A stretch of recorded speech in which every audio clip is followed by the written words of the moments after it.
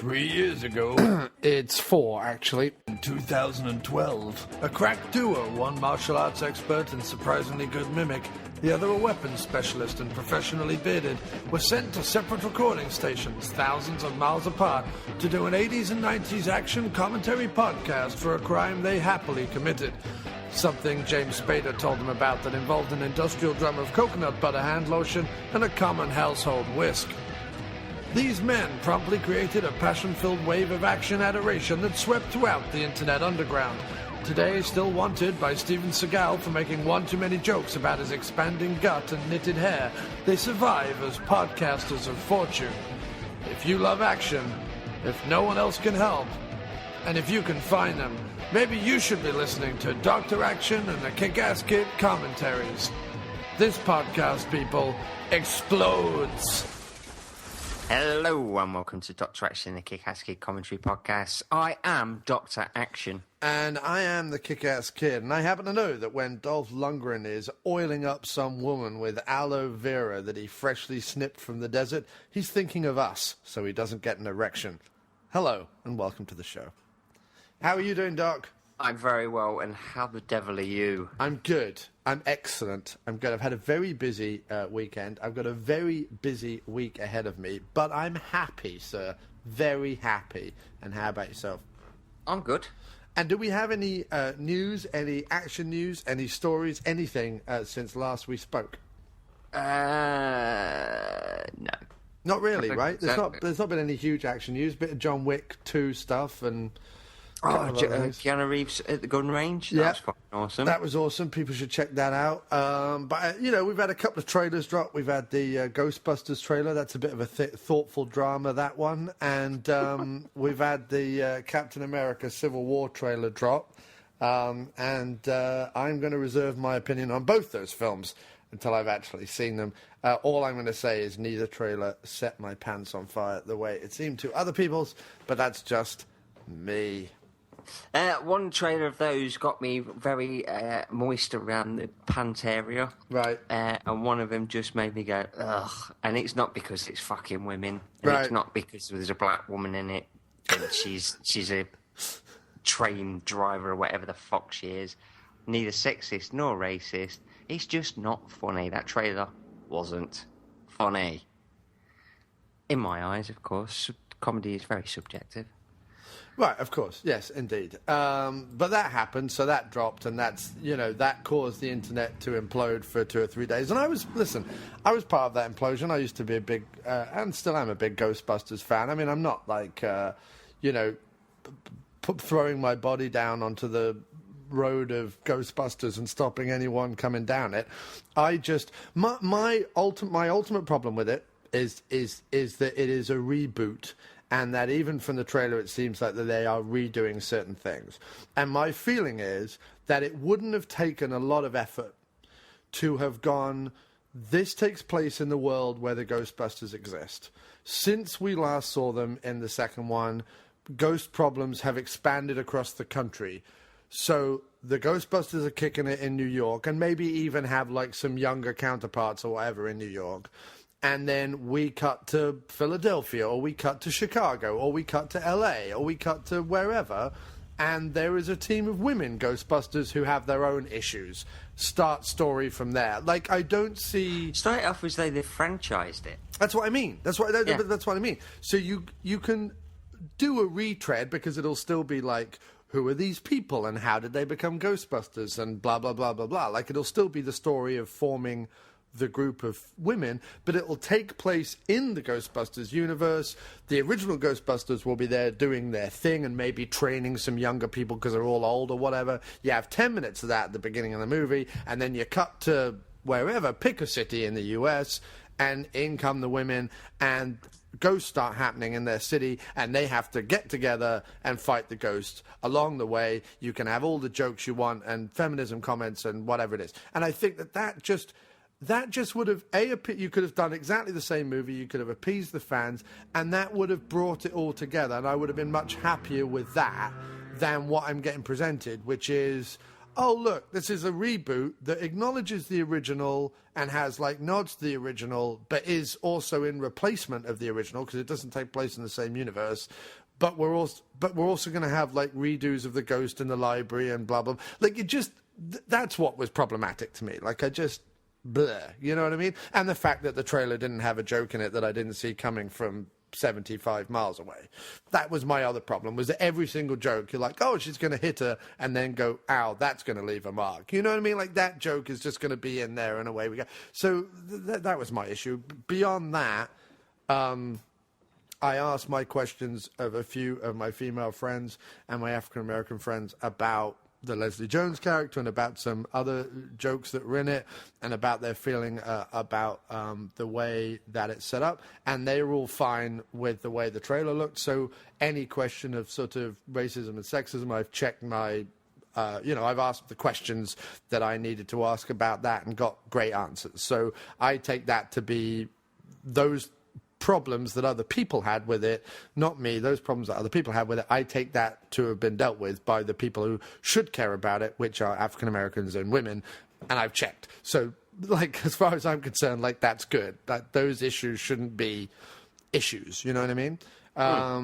Beyond that, I look at it as an action comedy, and, I'll still be going to see it because I feel like it's one of those that probably should be seen before I discuss it. And I do like... is it Kate McKinnon? Is that her name? I don't know. The blonde one who's sort of playing Egon. I have no idea, dude. I know it's Melissa McCarthy. Kristen Wiig, Leslie Jones, and I think it's Kate McKinnon. But, like, I'm a big fan of Kate McKinnon, like a huge, huge fan of Kate McKinnon on SNL. So I'm going to go watch it for her. Listen, it'll probably be a really good film. Well, Spy had a shitty trailer, and Spy turned out to be really good, so... Yeah, I mean, we'll see. It's not on my radar. I love the old Ghostbusters 1 and 2, but I just don't fucking care about seeing another one. I think even if the old cast reunited, I don't think I could. It's done, isn't it?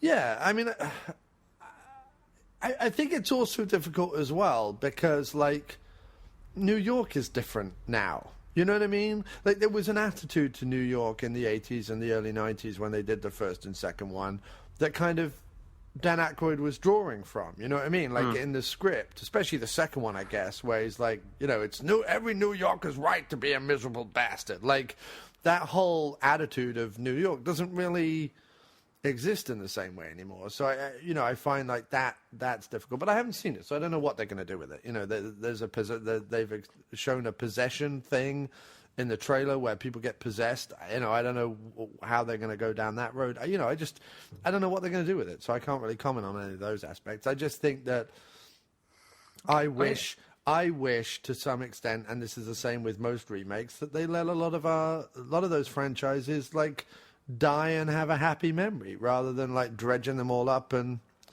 there's part of me that I'm like, oh, now 9-year-olds are going to be running around and being like, that's Ghostbusters, when it's not Ghostbusters. Yeah. So I like I was saying when it dropped, like, I have that 50% of me is like, oh, I'm old and I don't care and whatever, get on with it. And then the other 50% of me is still a little bit nerd ragey. I still have that nerdy geek, like, no, leave my childhood alone thing. And I can't kind of drop that. It's just in me, you know what I mean? Like, I can't get rid of that all the time. I try and not listen to it too much, but yeah. So the thing is, I've got over in the cupboard where I'm recording, there is a Blu-ray copy and it's got Ghostbusters 1 and 2. Doc records in a cupboard, ladies and gentlemen. Yeah, I record in a cupboard with Harry Potter, and it's there. It's blowing there for him, me. Harry Potter blowing him. Yeah, and it's there for me to watch. So I'm not sort of let them have the Ghostbusters. If that is what they think Ghostbusters is, they'll be amazed. If nobody's ever seen Ghostbusters and they'll go and watch the new one, come out and watch the other Ghostbusters and go, you know what, the old ones are a lot funnier. Well, also, the other thing is... And that's not to say it couldn't be funny. No, I get it. Being in. I get it. It's just, I don't know if it's just not my comedy, but it seemed to be like universal comedy in the 80s when they did the first one. Right. This new one's just like, oh, we're Ghostbusters and we're ladies. Oh, and if you don't find it funny, you're a sexist bastard. Just be funny. I can't. Yeah, I mean, I can't talk to that. And like I say, that whole aspect of it, I'm not really going to get. It's not as though in the original Ghostbusters, Bill Murray went round shooting his proton pack and going, "You couldn't do this if you had a vagina." No, do you know what I mean? Yeah, I know, I know exactly what you mean. So I mean, I don't know.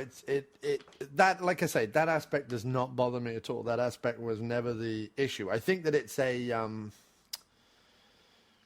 think that if I hadn't seen other Paul Feig movies where he addressed those issues with a lot of empowerment rather than addressing them with just like, there's no jokes in Spy where it's like. Where it's like, oh, it's only funny, or it's I'm a woman and therefore it's funny. Do you know what I mean? Like, it's Spy more comments on the idea of everyone else is telling her, oh, you can't do this because you're a woman, or because you're overweight, or because you work behind a desk, or whatever it is. And the whole movie and a lot of the jokes come out of the fact that she is proving to people she can do it. And I think that there's That's cool. Yeah, there's two good things there. First of all, that's not going like women, women, women the whole time. But secondly, it's also a storyline you could give to anybody.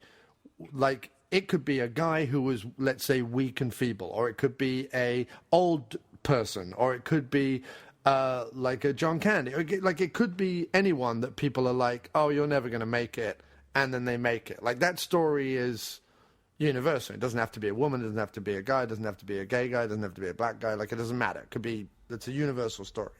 So I think they did very well with Spy, with telling a feminist message, but also telling a story that anyone can relate to. Do you know what I mean? And that's, like, I posted an article today online that was really well written, and it was like, and it was talking about feminism, saying, like, feminism is not, burn all the penises. Feminism is equality. Like, that's what it should be. And therefore, it should be a story that applies to everybody, not just a story where you're either laughing at it because it's women, or you're having to sit back and go, well, it's women, so we need to give it respect or something. You know what I mean? Like, it needs to be equal. Which is what you're saying. You're saying it needs to survive on its comedic Yes, because levels. I've seen some of the comments that the directors made, sort of like, oh, you need to go out and get a life because you don't like it. It's like, no, sorry, a lot of people. If you've watched the trailer and you've said, I don't like it, it's shit because it's women, that's sexist and it's wrong. Right. That is really wrong. I've watched it and gone, it's not funny. Right. No. Yeah. Of course. Yeah. And you don't. And if the director can't take that, then fuck him.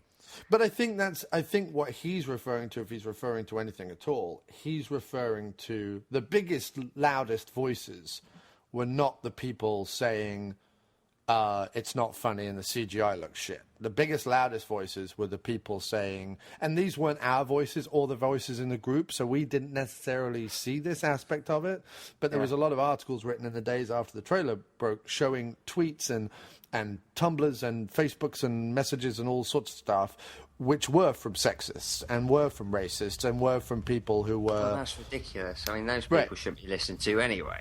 But I think that's who he's responding to. I don't think he's responding to people going, "It's not funny," because like you that's subjective. So everyone can kind of go, "Okay, well, you didn't find it funny." I don't think he's the kind of director that if you don't find him funny, he's going to get upset about it. You know what I mean? I don't find Judd Apatow funny, but so whatever.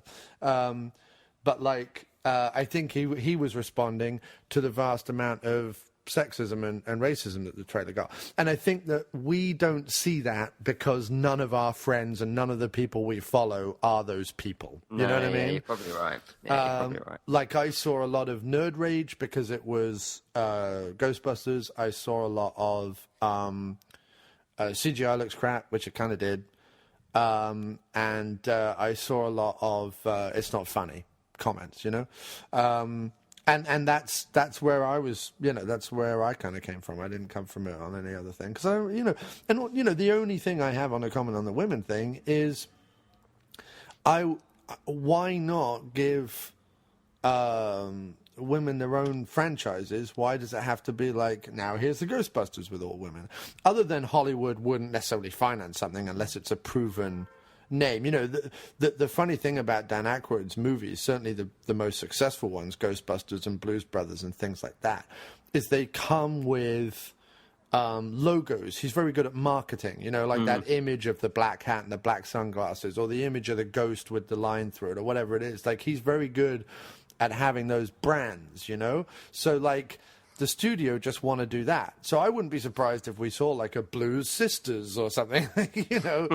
But, I mean, and if we do, that we do, like, whatever. Or the Ghostbuster symbols with a line through it with a big pair of tits. Yeah, but would you be saying, I don't want ghosts with big tits, or would you just be saying, I don't want big tits?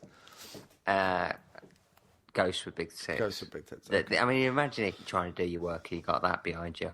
Yes. You won't get any work done, would you? No, you'd be masturbating all over the place, or rubbing. Or if you were Dolph Lundgren, you'd be rubbing aloe vera on it. Yeah, like, John, have you got that report ready for me yet? I was too busy masturbating to this ghost with big tits. Oh, I saw it. Don't worry.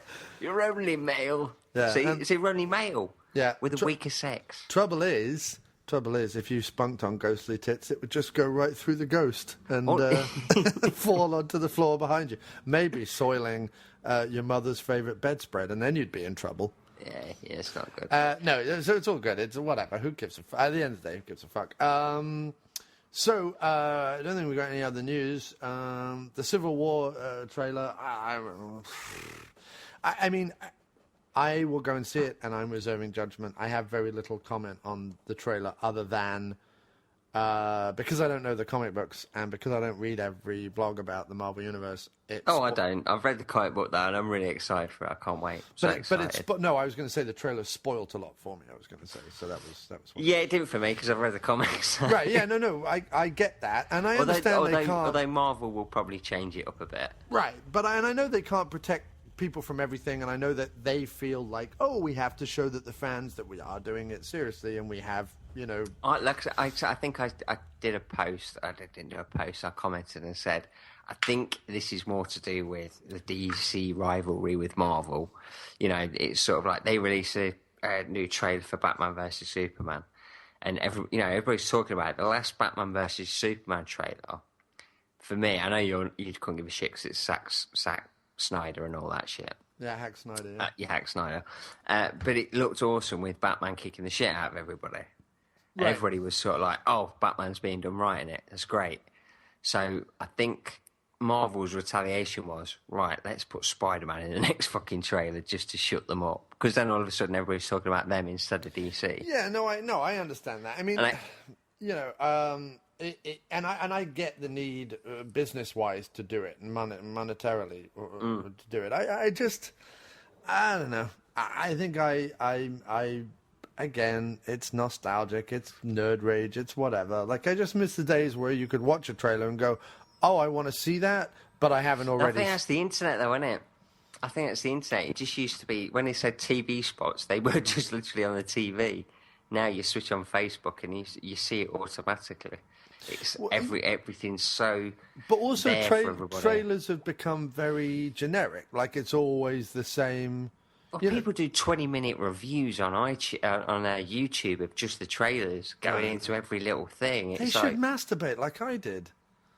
Like, when I was a teenager, I used to wank off. I didn't used to watch a trailer and then go online. And although we've just talked about the Ghostbusters trailer for 15 minutes, so maybe. Yeah, but we're talking about the political messages of the Ghostbusters trailer. I was sitting on my pipe and blowing smoke out of my arse, dear boy. Yeah. Anyway, let's do our week in action. What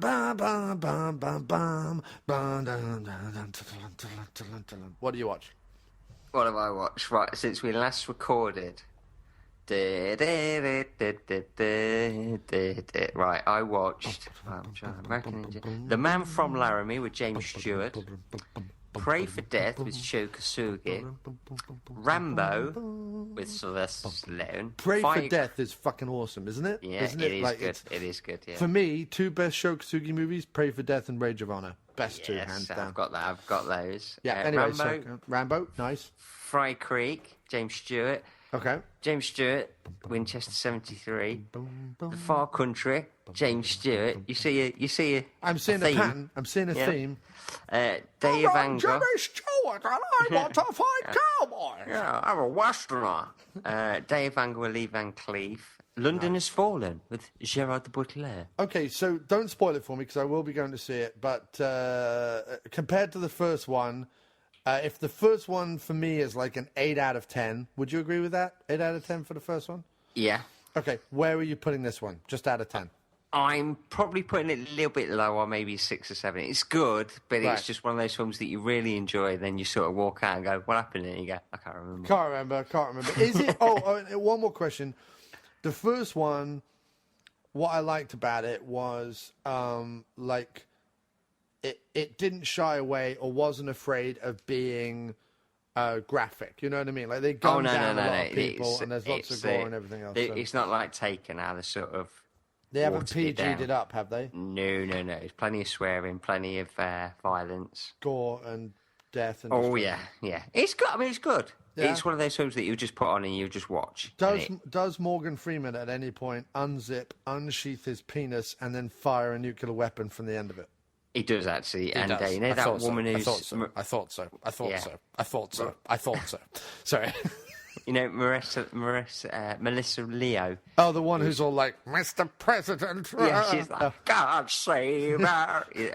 She starts to do that at one point, and he just gets it out and twats around the face with his big black schlong. Does she get like all beaten up again in it? I don't want to know. She don't. It's the only thing that was missing. Excellent. Did you watch anything else, sir? Yes, The Rare Breed. Nice. Jimmy Stewart. Oh, Lars Forward. Yeah, I watched a lot of Jimmy Stewart. High Noon with Gary Cooper. Okay. And The Oxbow Incident with Henry Fonda. Is it good, sir? You gave it a rave review on the group. The Oxbow Incident is a fucking classic. Excellent. I have to watch that then. Really good. It's not like I've mentioned loads of westerns there where it's like shooting and everything. Right. But this one is sort of more. It's more people walking around lakes and talking about their geological differences. Now this one's called an oxbow lake. Why would I want to kill an Apache?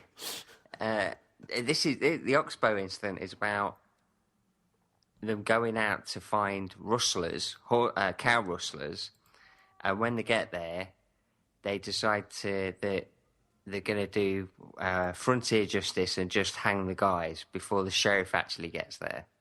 And it's a case of, well, we don't know if they're innocent or not. And that's what it is, really. It's 75 minutes, but the ending's pretty gut-punching. But it's a fucking good film. It's really good.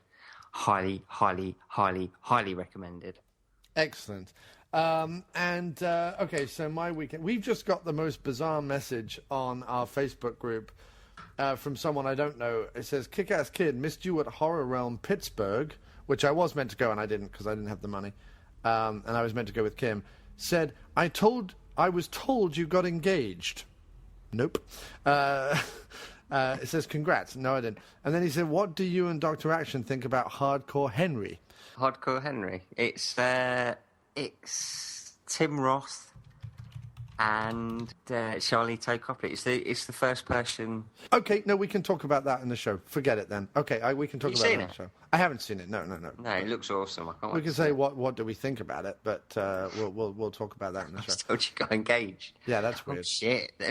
How much of a stir do you make at Horror Realm in Pittsburgh if everybody's walking around going, hey, John Cross has got engaged? Yeah. Oh, no, I made a big stir. I made a big stir when I was there last time and impressed a lot of people.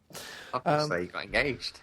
Apparently so. So let me go through my... when did we record last? We recorded when we did American Ninja 2. So I've not seen many... we talked about Pray for Death before, didn't we? Yes. Since then, seen Indiana Jones and the Last Crusade. Awesome. By far my favourite Indiana Jones film. Now that Kim and I have revisited the first three, by far my favourite. Just awesome. Love Indiana Jones and the Last Crusade, especially Denham Elliott and Sean Connery at the end in the tank. My favourite sequence. Yeah, that's fair. Rewatched The Young Sherlock Holmes, which I remember enjoying as a kid and equally enjoyed as an adult. Great soundtrack, awesome like adventure. It's not like action, but it's adventure action in the same way that Indiana Jones is. It's so good that even my wife commented on your post about it. Yeah, she did. And it's also got that great thing, a bit like Indiana Jones and the Temple of Doom has got, where you watch it and you go, fuck, I cannot believe our parents let us watch this as children. Because I don't think I've ever seen it all the way through. It's violent and people get like burnt and thrown out of windows. Like, you know, it's killed and all sorts of stuff. Like, people get strangled, trampled by horses. It's like proper. It was the 80s. Yeah, it's awesome. It was awesome. Like, that's how movies should be now. And that's why I'm so impressed that you have taken one of your daughters in particular to a lot of action movies, and she has taken to them. That has made me very happy. Rewatched Thor: The Dark World because I'm trying to get Kim caught up in time for Civil War. So we've got that. We watched Thor, and then we've got Captain America 2 and Guardians to watch before Civil War. Because she's seen Ant-Man, but we kind of watched that first, then went back to the beginning. And then now this is interesting, and I don't want to spend too much time on it, but you can check out my review over at letterboxd.com after Movie Diner. But I rewatched Expendables 3. And I was always like lukewarm on Expendables 3. We've talked about it a lot on the show. This time round, I really, really enjoyed it. This time round, like, I understood it a bit more, and I just enjoyed it a bit more, and I let go some of my... I don't know what it was. I just really enjoyed it. I just enjoyed it more this time than I have done any of the previous times I watched it. That's good. I might have to do the same then. Really, I still really fucking hate the Baby Spendables, but, like...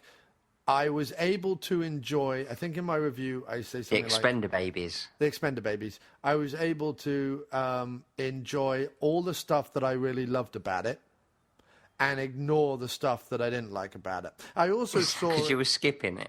Yeah, I was, yeah. And also, I don't think I stopped wanking for at least the middle act of the movie, which is the best thing to do. Like, once Kelsey Grammer comes into it, just look away, because you don't want to masturbate to Kelsey Grammer. That's disgusting. I've done it. Oh, Niles. I know. But once he comes into the picture, look away, have a jolly good wank, and about 20 minutes later, look back, and you're in the good bit again. Because I watched it more this time, like when he sends the older ones away, the younger ones... for their own good. No. Well, yes, but then also the younger ones are so shit that the only people who can save them are the older ones. So I kind of watched it more like the older ones are better, which they are anyway, but like that's how I enjoyed the movie. I think that was the point of it anyway, wasn't it? I think a little bit, yeah.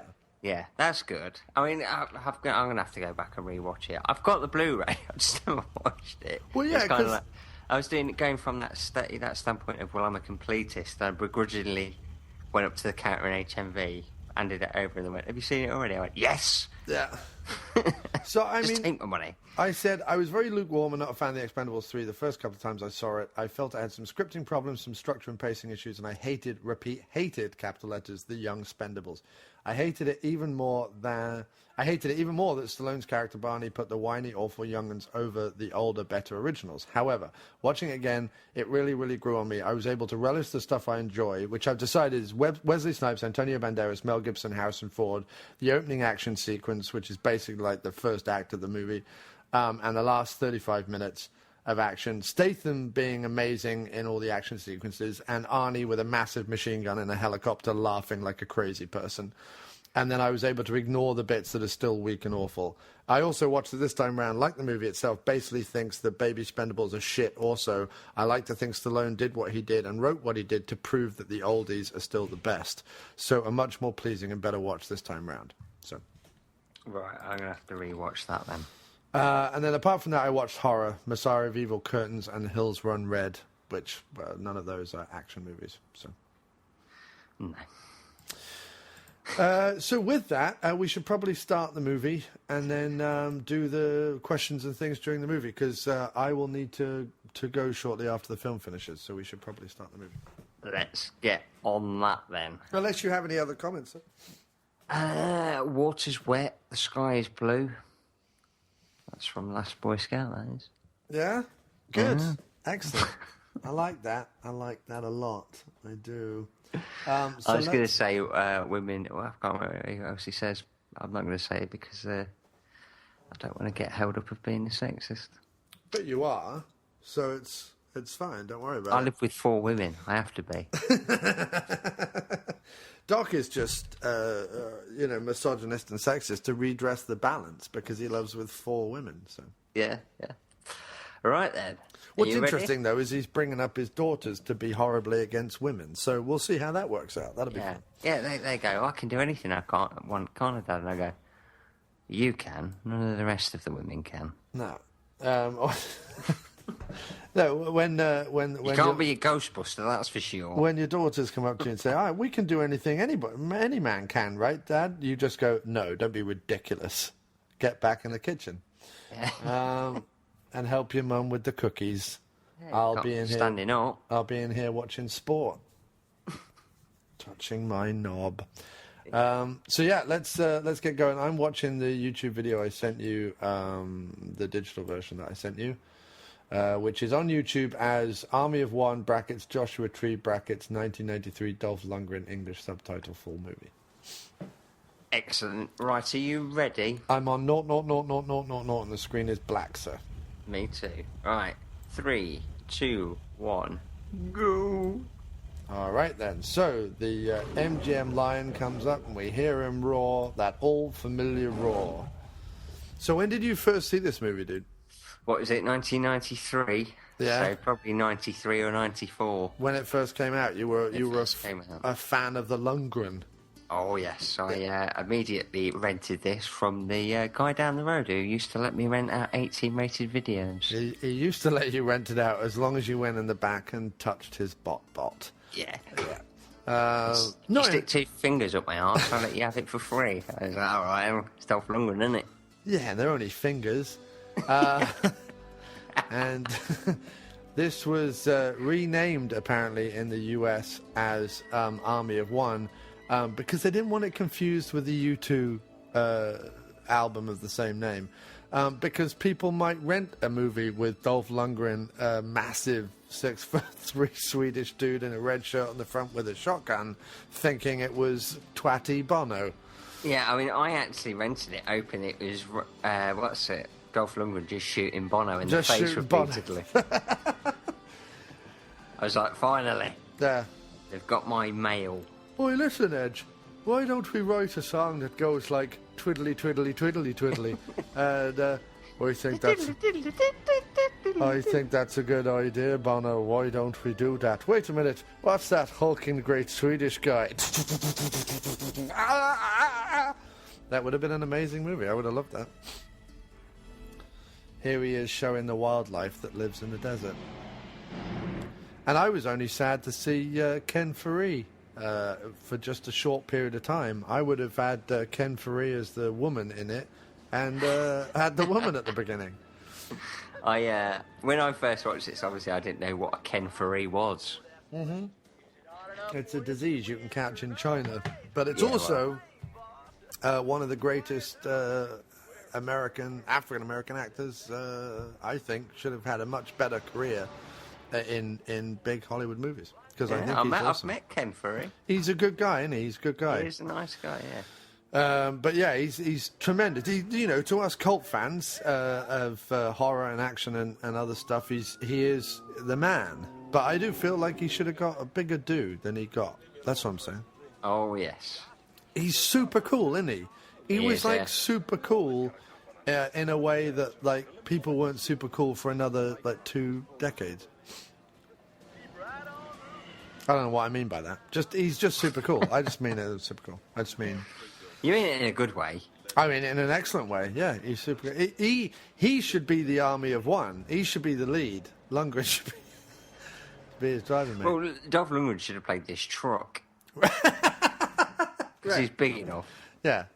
It's just Ken Faree riding Dolph Lundgren with a saddle, and Dolph Lundgren just going, I'm a little pony. It would have been amazing.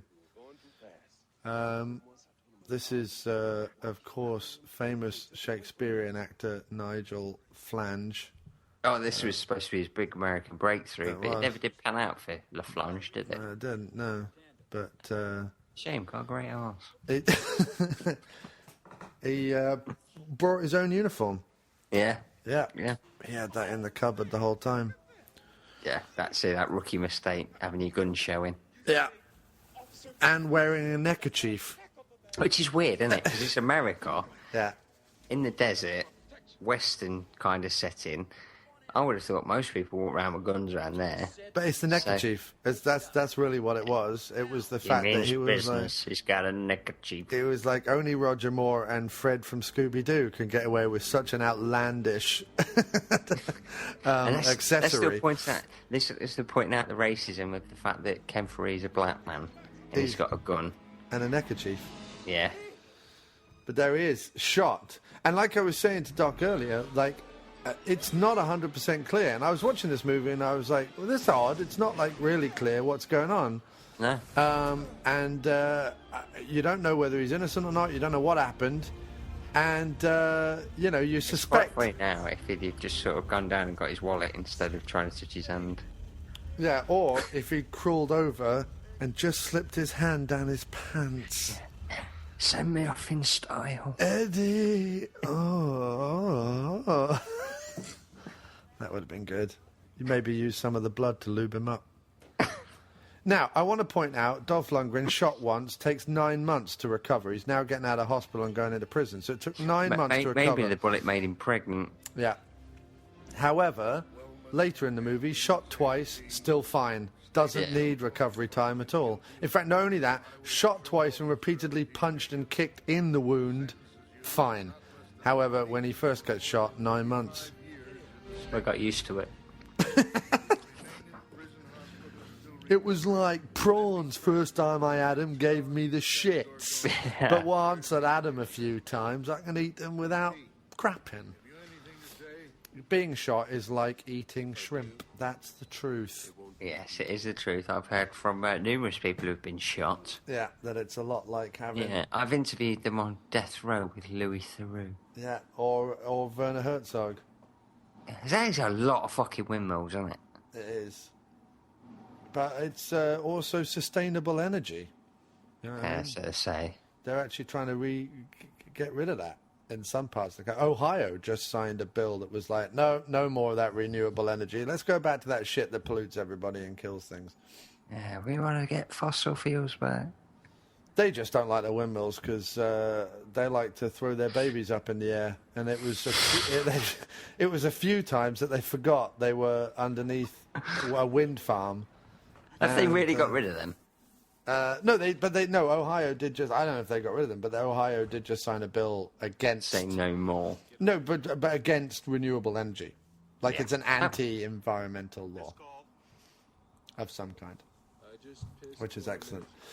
See, I didn't understand any of this, but apparently he wants him to get his cock out. I was thinking, I want to see your cock. I want to blow you, Dolph Lundgren. I like it how he says, took a piss 20 minutes ago. I couldn't tell you the last time I had a piss, really. No. I could just before we started recording, so 48 minutes ago. Yeah. I took a piss 49 minutes and 32 seconds ago. Take a shit while you're at it. Yeah. I want to see your bum as well. If you need help, I'll stick this truncheon up your ass. All the way up. My Vera has to do that because I'm all constipated. When I go home, I have to stick this truncheon up my ass. That's why they put the side handle on it, to stop it going all the way up. Beating up old men. Yeah, it's not much of a fight, really, is it? No, it's always funny when Lundgren has to run. It's always a pleasure to watch. He's not quite as awful at running as Steven Seagal is, but he's got a pretty silly run, hasn't he? Yeah. For a man at his size should never run. No. or talk very much. I mean, how big his legs are, he shouldn't need to really run. He should just stride. Yeah. Just take hills in a single That's not bound. really warning signals. That's just like somebody going... I like how no one in the prison's really taken any notice? They're just carrying on with their game. It's like, it's Lundgren. Lundgren escaped again. Lundgren's gone. Yeah, he's gone. He's going to go eat some coyote meat in Joshua Tree. But it keeps coming back to this, doesn't it? It keeps coming back to the desert and Joshua Tree and all that. It's never really kind of fully explained why. I mean, I know his dad lives there, but... This is the place where the streets have no name, isn't it? Look at that in the background. Those two big rocks look like tats. And look at this. That rock looks a bit like an alien. He's getting like the moistened water from the vagina of the desert. Yeah. Draining it into his mouth. Oh. And the coyote represents sexual fervour and the desire to ravage a lady. Sexual awakening in Joshua Tree. He squeezes the juice into the fertile ground and tells the wolf libido that he can lap at it. That was Mark Cousins discussing... Imagine if he watched this. His head would explode. He would. Dolph Lundgren represents the giant penis thrusting through the American landscape, clutching its gaping wound. Yeah. A Swede in Joshua Tree. A sight has never befallen America like it did back in '93. British man Vic Armstrong films the desert like it is the ravaged body of Lady Liberty herself. Mark Cousins does talk a lot of old twat, doesn't he? What do we perceive from this setting? Is it that America is backwards in Dry and its small arid. little town with a pubic-haired man? This man's hair really symbolises the bush of America. And of course, this movie was made while the first Bush was in office. Yeah. One could even see that the president himself was a massive vagina or pubic mound. Pubic man, that's a horrible 2 words. Those 2 words should never go together. Mound and pubic together. Did you know? Here's a bit of trivia. What? When she gets her tits out at the end, it's not it's her. A body double. It's somebody else. Yeah. Well, it's not at the end, is it? It's when she gets in the shower. That's right, yeah. But, like, I want to know what she... Now, she's a police officer, right? But she's dressed up like that. So, have they been in there all night after, like, a night out on the town? I was thinking that, because there's fuck all in that town. Or... So it's not as though they've been disco dancing, is it? Does she work Vice? And was she undercover as a prostitute? Could have been. I don't know. I'm not commenting that women who wear dresses like that. I'm just... just saying. Just saying. But she looks like a ruddy whore. She looks like a dirty strumpet, and Lundgren is treating her as such. Look out, brunette Ryan Phillippe. Take that in the gut. There we go. He's able to do that to the guy in one punch. Yeah, and just remember, you'll find out in a minute, he's also a police officer. Yeah. And the shittest police officer ever. Yeah, oh, he's awful. He's all about the pussy. I joined the police force to get some of that tasty poon. Some tasty VJ. But of course, we need her to become enamoured with the Dolph. Well, yeah. So, and why wouldn't she? Why wouldn't she? He's a hunkin' stream of Swedish man meatballs. So it's all good fun. Some interesting car stunts here. I love this driving. It's a lot of fun. Yeah. I like how... He's a race car driver, isn't he? Yeah, I like how from the outside it looks like he's tearing around the corners, and then when you cut to the inside, it's like, I'm on a holiday trip. Yeah, it's like he's driving Miss Daisy. Yeah. Where to, Miss Daisy? I would like to go where all the whores hang out. Let's go and pick up a prostitute. Okay, Miss Daisy. Now, this guy, Bo Starr, on the left, And obviously, we're watching this because of the dearly departed Jeffrey Lewis, who passed away recently, who was in a lot of Clint Eastwood movies, and of course has been in this and Van Damme movies and lots of other stuff. But the other guy, the guy on the left of George Siegel, no relation to Stephen, he still has all his own hair, George does. CJ's Cafe. Yeah. Jonesy. Yeah. I didn't realise he had a place here. He does, yeah, he's got a place in Southern California. Why wouldn't you? It's all the rage. Jeffrey Lewis has just come off playing a Broadway rendition of Crocodile Dundee. Look at the hat. He's a method actor. He was still in the role. He was. That's not a badge. This is a badge. No, wait a minute. That's not my line. But no, that guy there is Bo Starr, brother of Mike Starr, who is known for his performance in Mad Dog and Glory as well, with David Caruso and Robert De Niro. He's also in Dumb and Dumber. Dumb and Dumber. He's also in Last Dragon. Yeah, he's in loads of films. Yeah, but that's Bo Starr, and Bo Starr is most famous for his role as the sheriff in Halloween 4 and 5. He was also in, I want to say he was in Northern Exposure or something, one of those TV shows. I never saw that. What was he in?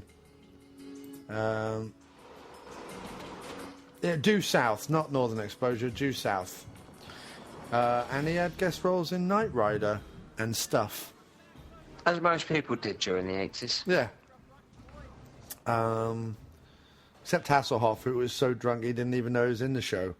No, he thought he was in the A-Team.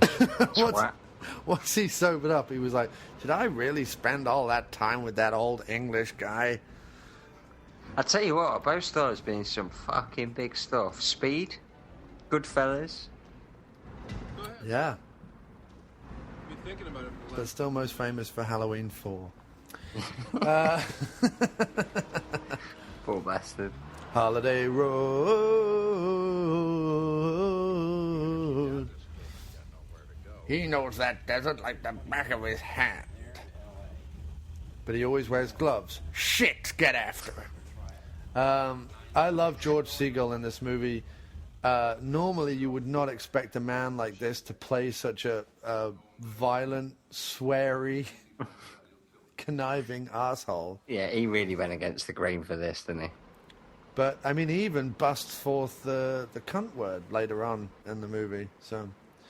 Apparently, it's one of the things that he always wanted to get from acting. He always wanted to say it, yeah. He always wanted to say cunt. Yeah, in a Dolph Lundgren movie. We just take it for granted saying it every day. Right. In Hollywood, up until the year 1992, it was banned. Well, he always wanted to be in a Crocodile Dundee movie, and he always wanted to say the C word, and he always wanted to kick Dolph Lundgren, and he gets to do all three in this. Yeah. While smoking a cigar. But I don't know about you, but I think the tash was a mistake. Yeah, he should have had like a goatee. It undermines, the goatee is really the power facial hair for the action villain. I think a mustache, I don't know, it says to me an accountant with a strumpet wife. I also like how earlier in this sequence we thought she was trying to hide up her boobs, but actually she was trying to hide the pin that let him know she was a deputy. But she also knows the kung fu. She does. Not that Lundgren uses his in this movie. Perhaps trying to smoke a tampon. Yeah.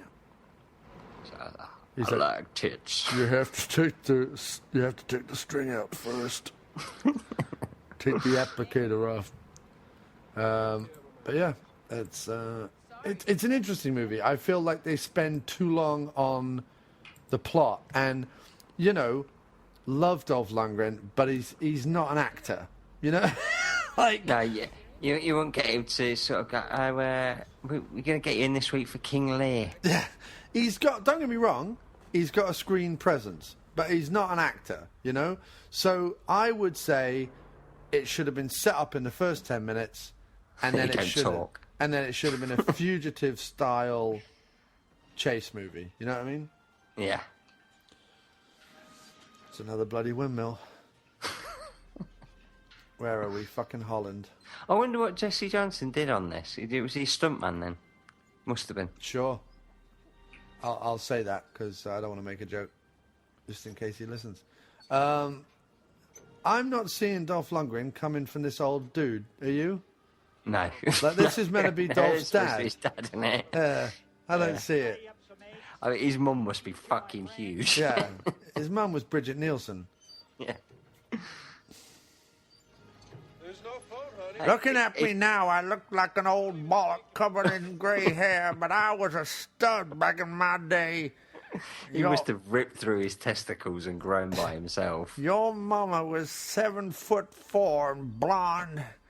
I used to bang orderly. Yeah, I almost fell into her. It's actually George Lucas's dad. What, the dog? No. But also, at one point, he calls Dolph Lundgren a son of a bitch. It's a bit insulting to his dead wife, isn't it?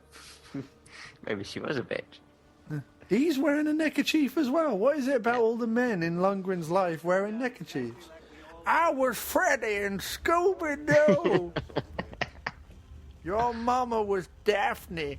I did her in the butthole. She just eats his sandwich. She just picks up a bit of mouldy old sandwich. She's like, I'm going to eat this old fucker's sandwich. I love how the car is called a Woody Special. Yeah, I like how it says Baja, but I always just think it said Badger. Badger on a Woody Special. That's not his mum. That's not his mum. No way. His mum was a tasty-looking piece than that. Is that? Did you eat my sandwich? Fucking bitch. I was saving that.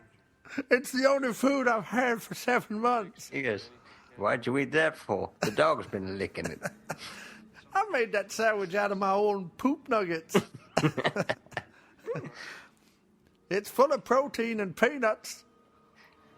I got time now. I like that it's called a Woody Special because if you drive very fast in it gives you a boner. Yeah. I invented it to have specially vibrating seats. Gives me a hard on. It's the only way I can get hard now when I'm having to fuck the dog. You may think this is oil, but it's jism. Have some of my jism in a can. Yeah, my jizz makes cars run. You're an old son of a bitch, and I fucking hate you. Get lost. Respect my mother. I love that's meant to be his dad. They couldn't have found someone who was over 5 foot. He looks like a hobbit. I'm Bilbo Baggins. He looks like Bilbo Baggins and Gandalf had a child.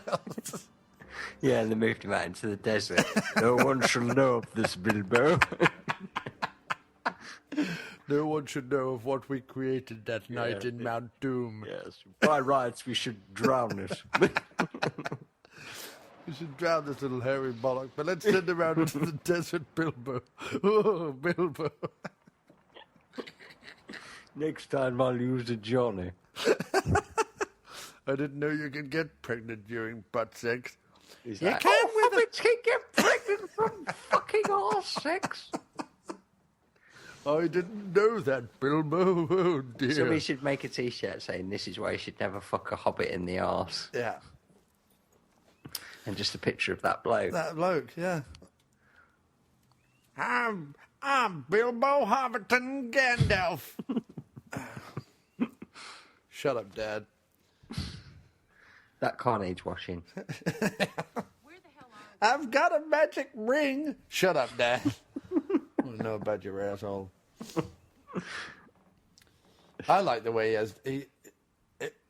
Later on, when she becomes enamored with him, she forgets that he fucking wrecks her truck.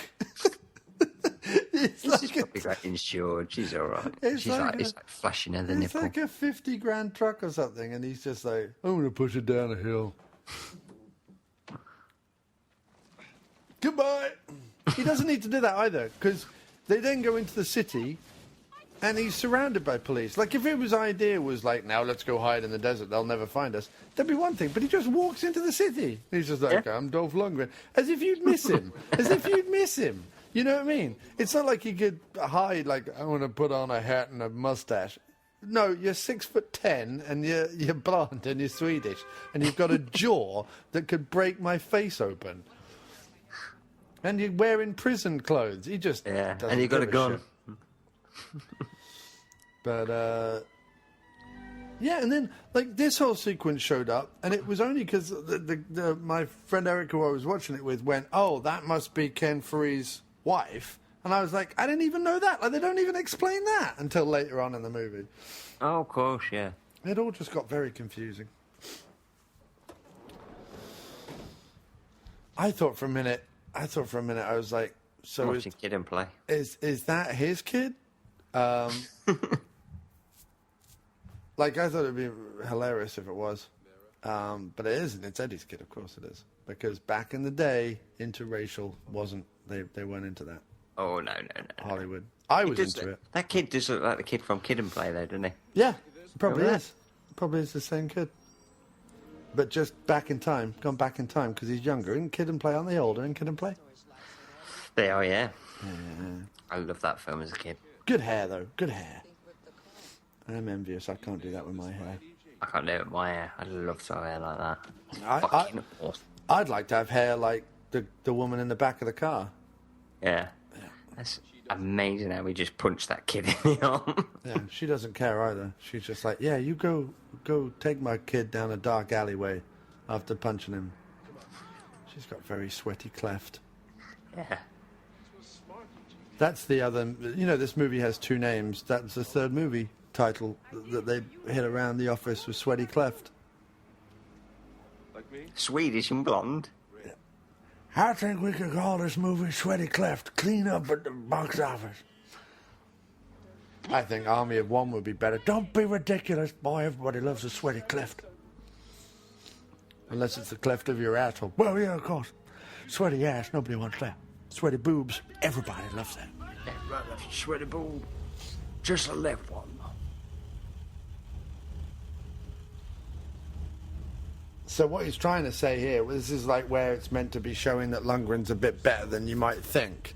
Is he saying, don't turn to crime, kid. Yeah, I do this to kids. I just take them into back alleys. And Kids you don't even know, right? Yeah, and reenact this scene. Yeah. I do that, and it really fucks them up. Yeah. There's a lot of children in Leicester who cry.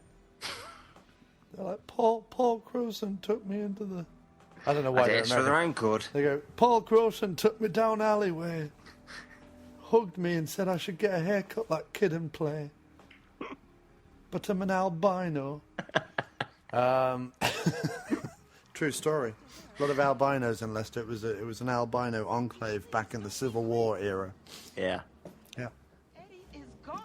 I know a lot about history and shit. We don't need it. I know all about like Louis Armstrong, the astronaut, stuff like that. I'm walking on the moon. Shibby-dibby-doo.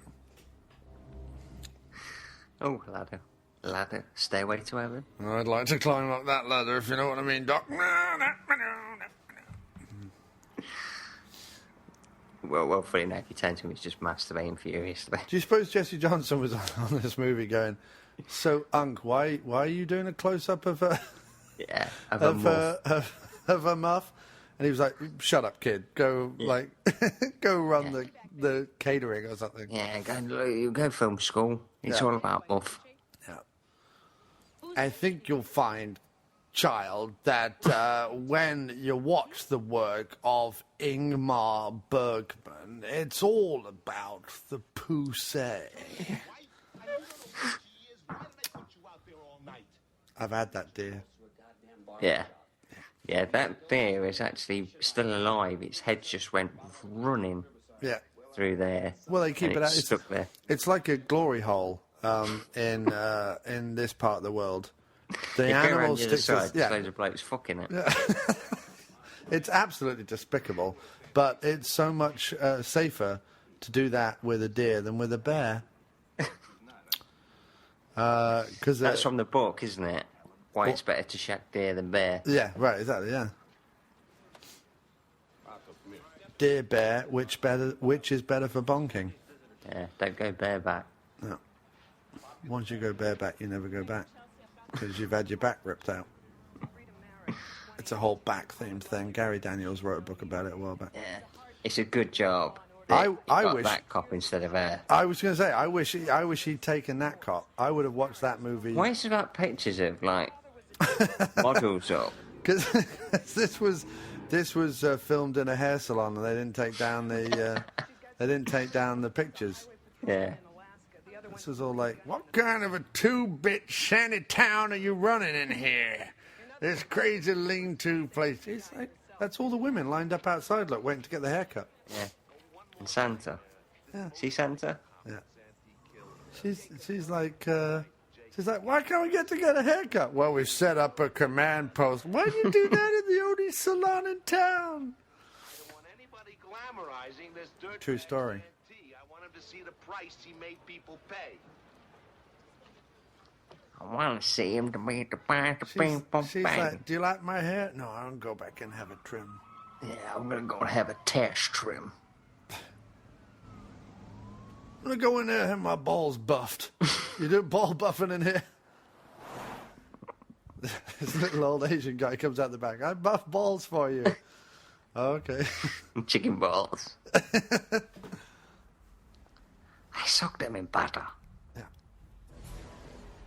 Oh, that's never good, is it? Now, if he'd had Google Maps, if this was 10 years later and he'd had Google Maps, he never would have made that mistake. They're checking all the cars. Oh, that's never good, is it? He thinks they're checking the cars for him. They're not. They're checking it for drugs so they can get high later. They're checking it for Michael Douglas, defence. Yeah, or checking it for I wonder what's in his coat. That's his card on. boobies shot. So much, like, she is just objectified horribly in this movie. Yeah, she is. Yeah, but so is Dolph Lundgren. Look how tight his pants are. True. It was one of See the what reasons I religion liked is. it, though.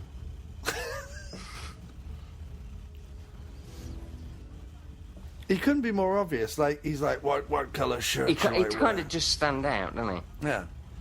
I feel like if they'd got him any other He'd coloured stand shirt, out in it would be Sweden. better. Right.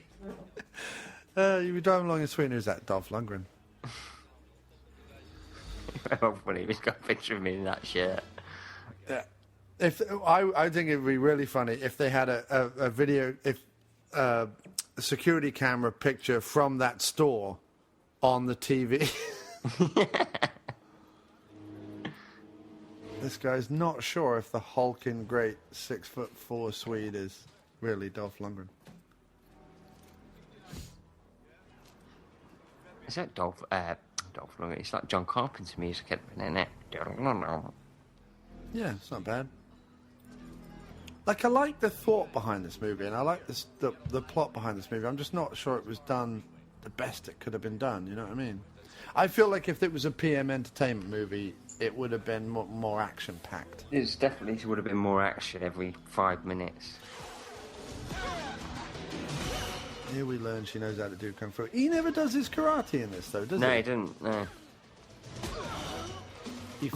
He felt it was. He fucking hates TVs and cakes. Oh yeah. Proper Western shit. That's like shot from like Godfather Part 2 there. It's true, though, when you fire a shotgun bullet into a cake shop, the entire windows explode. Oh yes. Yeah, it's because it's something they put in the cakes in America. It's because the FDA don't regulate it well enough. We put dynamite in our cakes. Oh, okay, that's fine. It's called dynamite cakes. Is that because they're really good? No, it's because I put bombs in them. Yeah. Don't shoot our cakes with a shotgun to blow out the whole fucking window. I lost 4 windows before I found that out. And of course, watermelons. You saw the truck waiting there to replace all the watermelons he blew up with one shotgun bullet. Yeah, they're always on standby, watermelon trucks. Throughout Southern California. Where the hell did you learn that shit? to protect myself. But yeah, for some reason, he doesn't use his kung fu. No, to protect yourself. You're a bit fucking arrogant if you think everybody's going to attack you. But they do, though, OFA, I don't wonder they? what that stands for. They do, though, don't they? They do all attack him. So, she's probably Yeah, right. they do, yeah. She's probably right. Probably right. Probably right. OFA. Oral Fixation Association. Oh, fuck asses. Who fucks asses? Maybe he fucks asses. I'm not safe in here. That's for all with Null and I fans listening. All 2 of you.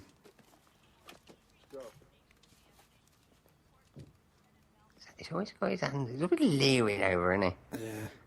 I've stayed at that motel. Yeah.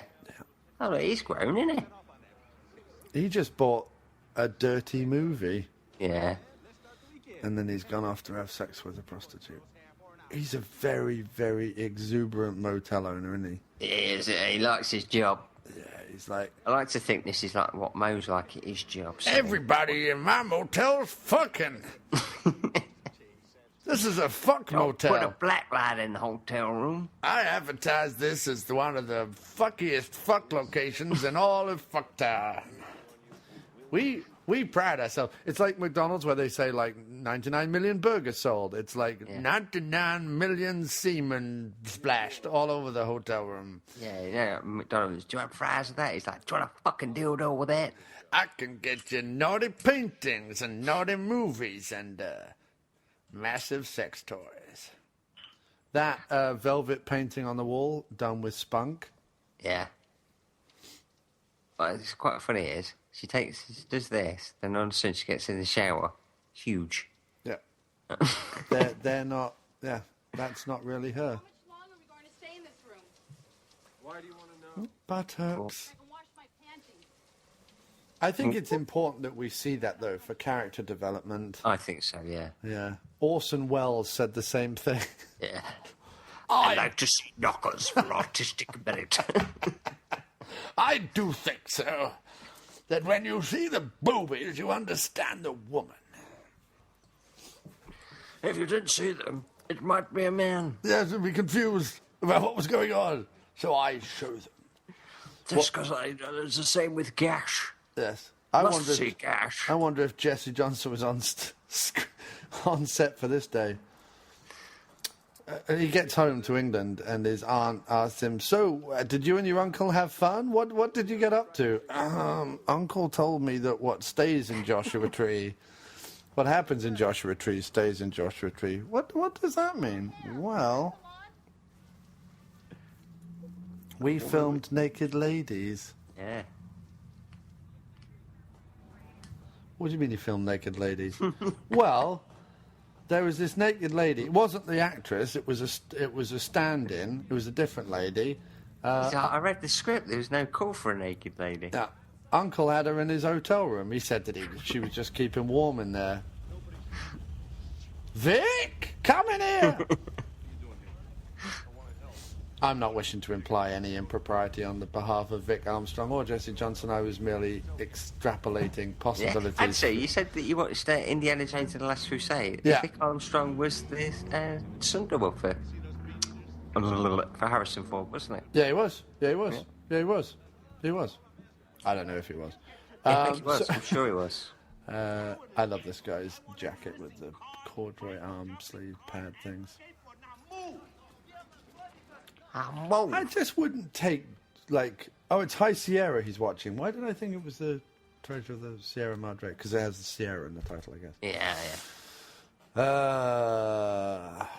I've stayed at this motel, and...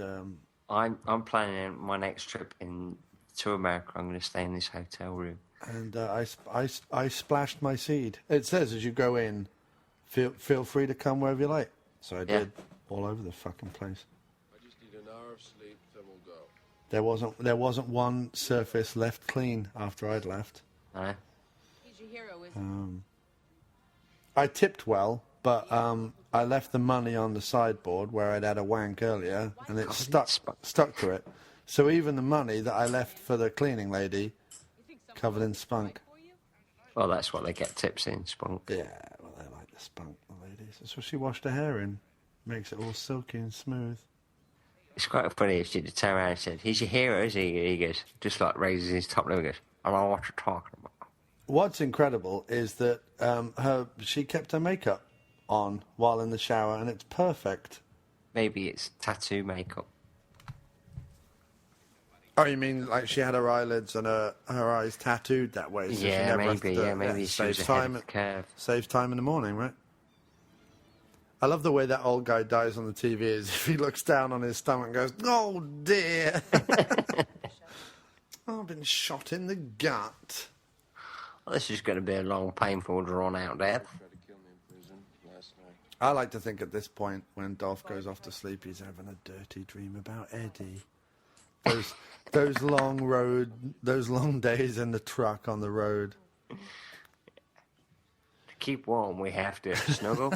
No, touch each other's cocks. It's an old trucker's secret. That's what it was all about. I've never seen High Sierra. I should watch it. I've not seen that one. Humphrey Bogart.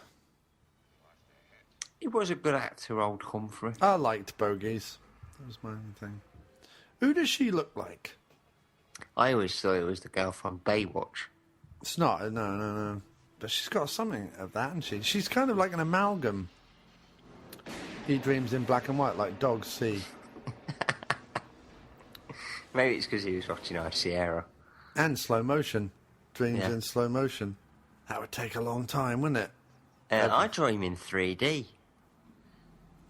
have to take glasses. Sets the alarm. I dream in booby. That's because it's all got lots of boobs in it. Yeah. That's his cum face. Yeah, I'm just going to go change my pants. Yeah. Eddie! Oh, come. Well, I'm going to, for the first time in a long time, have a Cadbury's cream egg. Hey! It's an old Dr. Action tradition from back in the day, and now that we've started doing it more frequently, and it's Easter time, why the fuck not? And then I think once we've had the egg, why don't we answer some questions? Because what, we're about 40 minutes into the film, right? It's a good egg.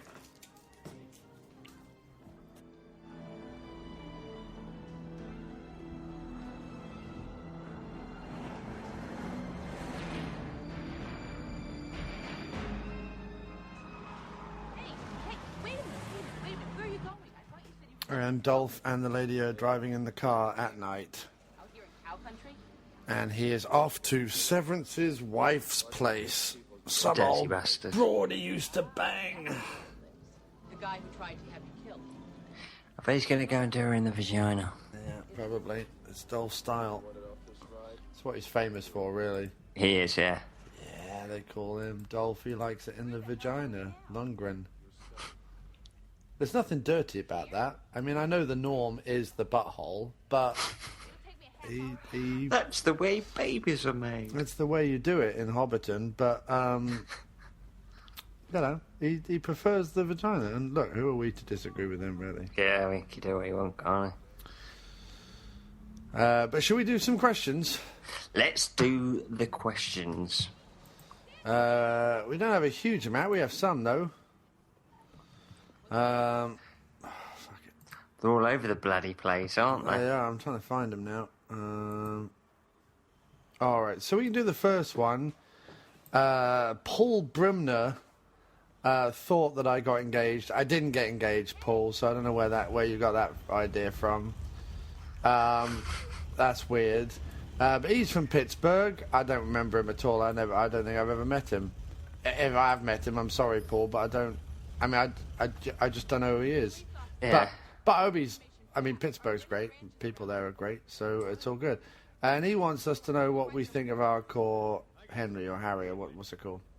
Hardcore Henry, I think. Hardcore Henry. I don't know. I've not seen it, but I can't wait to see it. I've seen the trailer. I worry that... this is the scene with... Sorry, just to interrupt. This is the scene with Peter Spellos as the barman. One of my friends on Facebook. He's also in Jim Wynorski movies. He plays Orville Ketchum in the Slumber Party Massacre movies. Anyway, that was Orville Ketchum having his little cameo. Yes. Not Orville, sorry, that was Peter Spellos having a little cameo. So anyway, what do we think? I think Hardcore Harry or Henry or whatever his name is, I think it could be a little problematic. You know what I mean? I think the gizmo or the gimmick of it is going to get a little tired.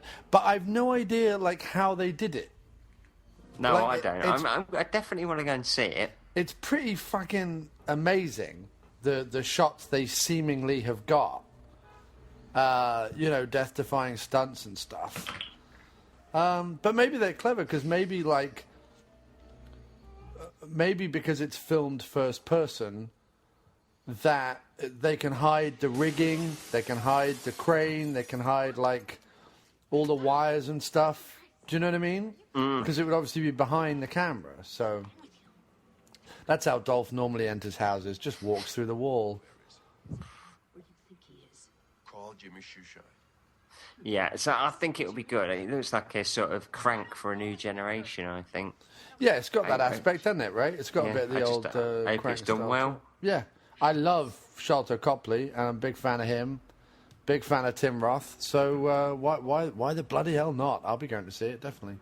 Yes, I will too. So Doug Ferguson then asks on our Facebook page, facebook.com/Dr. Action and the Kick-Ass Kid, he asks, how does George Segal honestly beat Dolph in a fight in this film? Bonus points for discussing the logic-defining garage shootout.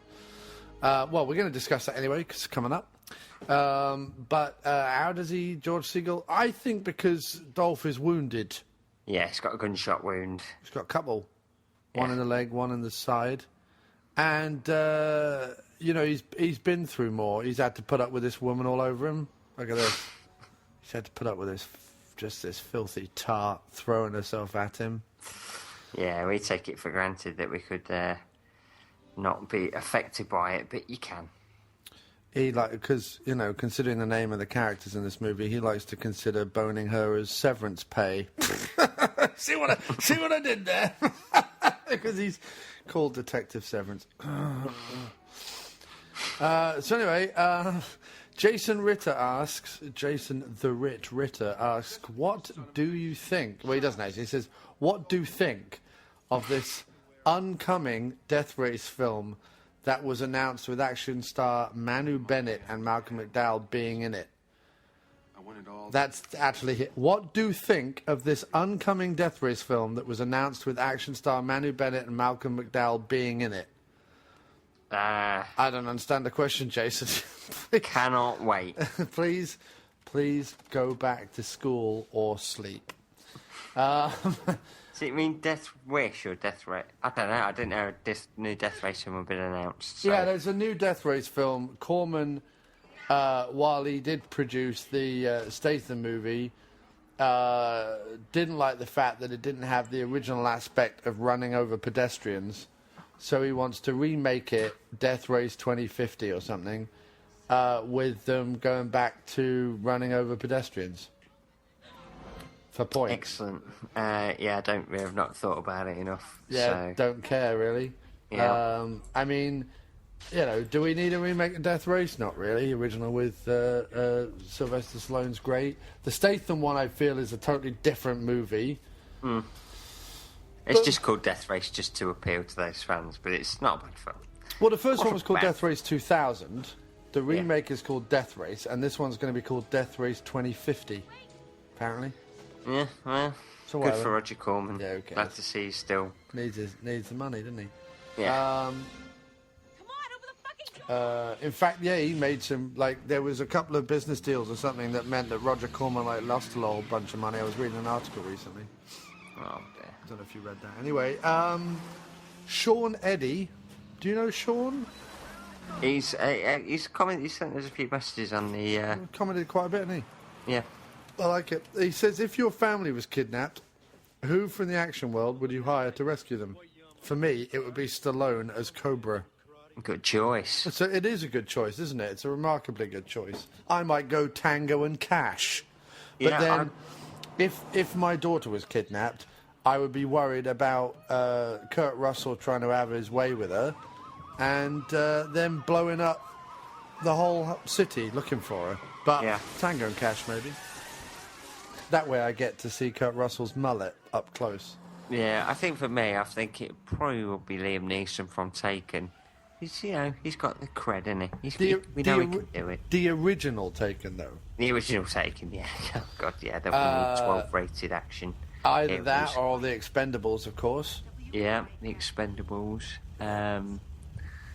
Just trying to think now who else. I wouldn't really care that my daughter had got kidnapped. It would be more that I'd like to spend time with the, Stallone and Statham stuff. Sure, she can handle herself, Yeah. Peter Pedro Osmond, who is now writing for the AfterMovieDino.com some excellent reviews of post-apocalyptic movies. Check out his article up on AfterMovieDino.com. He writes, how did a legendary stuntman stroke coordinator direct this awesome film and follow it up with Nick Cage's Left Behind? I haven't seen Nick Cage's Left Behind, have you? No, I've not, but I get it's the chance to work with Nick Cage, so... Who doesn't love bonkers puppet Cage? Yes. He's a so, bit... yeah, I can see why he did it. It's because they're both big Superman fans, I bet. Yeah. Jason Ritter again. With John Wick 2 being filmed right now, who would you like to see in a future John Wick? It could be anyone. Anyone? Well, in the first movie, it's Willem Dafoe, isn't it? Yeah. Who would I like to see in a John Wick film? I think Steven Seagal. Yeah. Why not? Well, why not? Why not? Why not indeed? Why not indeed? Why not indeed? Timothy Dalton. Yep, Timothy Dalton I could go for. I'm going to go for... It could be anyone. I tell you what, I'm a huge On Her Majesty's Secret Service fan, so I'm going to say George Lazenby. Get Lazenby in there. Why not? George Lazenby as the Pope in John Wick 2. That's what I want. That's what I want to see. Or either like George Lazenby is Crocodile Dundee's uncle in John Wick 2. Yeah. You call that a cock? This is a cock. Yeah, John Wick 2, the Hogan years. Yeah, John Wick 2, Never Too Young to Die 2. And George Lazenby fights, well, it wouldn't be, well, I suppose it could still be, what's his name? Who's the singer of Kiss?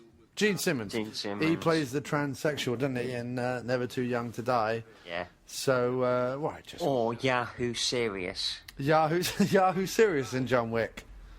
Yeah. That'd be good. John Wick Down Under, with Yahoo Serious, Paul Hogan, and George Lazenby. Yeah. That's what I'd like to see. John Wick 2, The Australian Years. Yeah. John Wick 2 is in the outback. Yeah. And it's basically like... John Wick Down Under. Yeah. John, you can't burn the wick at both ends. See what I did there, John? Yeah, I like it. Why don't we have another beverage and discuss it over a beer? It's got him. Richard Norton crops up as cameo. Yeah. And, probably that fellow who plays the Aboriginal in Crocodile Dundee 1. Yeah. With the jean shorts. Yeah, I wonder if he's still alive. He probably is. Probably still wearing those jean shorts. I probably kept him alive. Covered in spunk. So yeah, I would go for the all Aussie version of John Wick. How about that? That's what we're going to go for. So we're coming up now on the garage shootout, which the guy who made Vic Armstrong, Louis' brother. I directed an action movie. I should have been guns while I spunk on your back. Will you still love me in the morning when I've spunked on your back? So Vic Armstrong apparently was very shy to have met John Woo at a premiere for this movie and said, sorry, John, I kind of imitated you in the garage shootout. And apparently John Woo responded and said, don't worry, old chap, I've been copying you for years, apparently. Yes. It's apparently what happened. So, yeah. This coming up is his... It's sort of like the first big action set piece. It's really like the only big action set piece in the whole movie, isn't it? It is, yeah. But it's also at the kind of crux of the story once all the kind of pieces of the puzzle of Lundgren's life have kind of been put together. It's sort of the turning point where she goes from captive to, like, what, like a teammate? Sex, I say. Yeah. Oh, teammate, yeah. What is your girlfriend watching? Cloak and Dagger. Oh, I wonder. I've never seen it. Never seen it.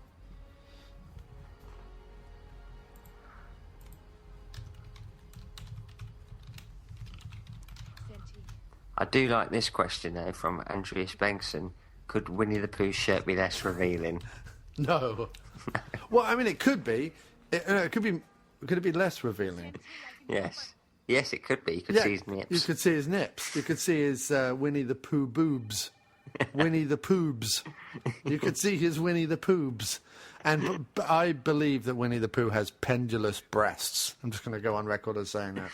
He's always got them stable. And that little cute shirt he wears. Sexy little bastard.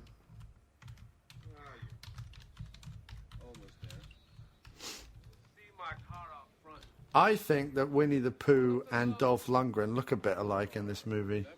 Who? Winnie the Pooh? Because of the red shirt. That may be what caused Andreas Bengtsson awesome to do it. after this gunfight if he turned around and went, oh, Bob. I got piglet up my arse. Yeah. Yeah, she's watching Cloak and Dagger with Bacon and Elliot from E.T. in it. I've never seen it. I didn't even know it was a thing. Well, it is a thing, and she's watching it, and she just posted about it to say it's the best way to spend an afternoon while we're talking drivel in here. I can think of a better way. No, I'm kidding. I'm not insinuating anything, my darling. You are wonderful, and you're more than welcome to watch Cloak and Dagger, because I know she'll be listening to this. Cloak and Dagger, probably the best film. Oh, it's amazing! It's one of the best films. Who doesn't know It's the best film that? called Cloak and Dagger, It is. starring Kevin Bacon, and that's the highest compliment I can give. Has it got Kevin Bacon in it? You just said it did. No, I said it had Elliot from E.T. in it. I think you said Kevin Bacon as Did well. I say sorry. Kevin Bacon in it? I don't know. It's also got what's his name, Ricky from the royal family in it. Look, what's his name? Look at the picture she put up on. Yeah, it looks like Doug Tilley. It does look like Doug Tilley, but it also looks like what's his name? Not Ricky Gervais, Ricky Tomlinson from the Oh, he royal does, family. yeah, the royal family, yeah. I tell you what, Elliot from E.T. My ass. Is he northern? He's northern, isn't he? He's isn't he Manc? No, Scouser. Oh, he's a Scouser, is he? All right. Oh, no, we're getting to the gunfight now. Yeah. Listen here, Elliot from E.T. I tell you all about the Beatles. So yeah, let's get into this. I like this. I would have gone. I think this should have come earlier in the movie, and there should have been maybe 2 or 3 of these. Yes. You know what I mean? How does this, though, for you, go up against Mission of Justice garage sequence? Because that's a good garage sequence, Yeah, isn't it it? is a good garage sequence. This is more based on like the shoot 'em ups rather than the kung fu, isn't it? This is pure heroic bloodshed from that John Woo was Yeah. very famous for. He's a DJ. He DJs all of Vic Armstrong's big action sequences. He's like, and coming up next, Death and Carnage from Dolph Lundgren. After that, it's ELO with Hold On Tight to Your Dreams. I mean, this is pure Chow Yun-fat. 2 guns. Yeah. Oh, he's awesome. Probably wouldn't shout because that gives away your position. It does really, doesn't it? Alf Leong. Al Leong is in this, yeah. Don't just say Alf Leong. That's his American name, Alf. Alfred. He also played the alien in that popular sitcom of the 80s. Oh, Alf. He doesn't like cats. Alf No, he Leong. eats them. It's kind of funny that I wonder if they got the Chinese guys in it to be the guys being shot to sort of draw in the Asian market so it looked like a John Woo film. Possibly. But Lundgren's been in a John Woo film. It's just not a very good one. Yeah, Blackjack. It's not good, is it? No. What happened to John Woo?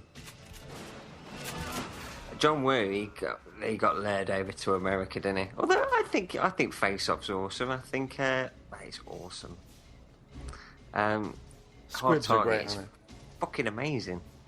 Right, but like, no, but what I mean is, why is Blackjack so bad? Well, he has to tone it down, doesn't he? I like that, blowing off the 2 legs like that. Yeah. I love how there's just one white chap. Do you notice that? Like the rest Yeah. are all Asian. Then there's one like beefy white guy. Yeah. And like the Asian guys, look, the Asian guys keep blowing up the paint while he's trying to get by. Come stop it, will you? I'm trying to walk. All right, calm it down. Then he wanders off. No, I'm just going to come through here. They wreck that fucking car. Although I quite like a car painted like that. Might be quite fun. He's going to spray the guy. And do you know why? Because the reason why it's a white guy is because it was on Vic Armstrong's stunt team. And Dolph Lundgren was so apparently taken aback by lighting a guy on fire. That's a good stunt, isn't it? The way it blows up once he's like. Apparently, he was so put off by lighting a guy on fire that it threw his timing off, and apparently the guy actually got singed because he was on fire for too long. True story. And this was also Jesse Johnson's first movie that he worked on in the US. He had his work cut out in this scene. It's just an awesome gunfight. I love this guy. I am magic. I will make. He does, didn't he? He comes at him like a crazy old magician. Yeah. So I wanted to see Lundgren do some kicks and stuff. None of that. Because this is being He awesome. broke all those Ming vases. Yeah. Yeah.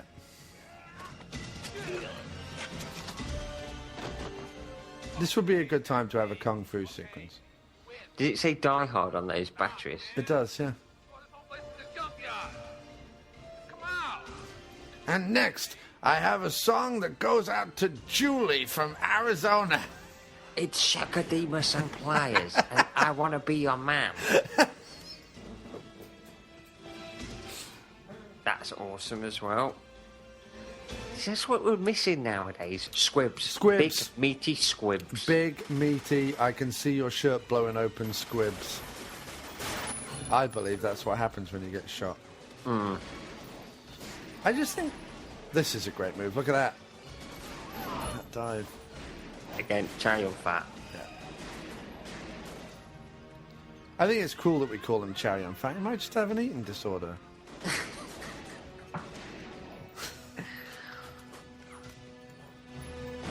Chow Yun Man of indiscriminate weight. Yeah, that's what it should be called. Yeah. I'd like to actually do the replacement killers on the show. Yeah, replace him with who? Weren't the Killers replaced by Ben Folds 5? Or, no, Mumford and Sons. I don't know who the Killers were replaced by. I don't know. I'm sorry, I'm trying to make a bad music joke. Just forget it. I'd like to see the lead singer of Mumford and Sons in the replacement killers. What, being shot repeatedly? Oh, I'm from London, but I sound mysteriously Irish. Fiddly twiddly diddly.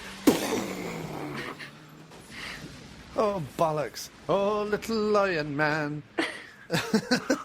Oh, going down to Dublin and I've run from 5.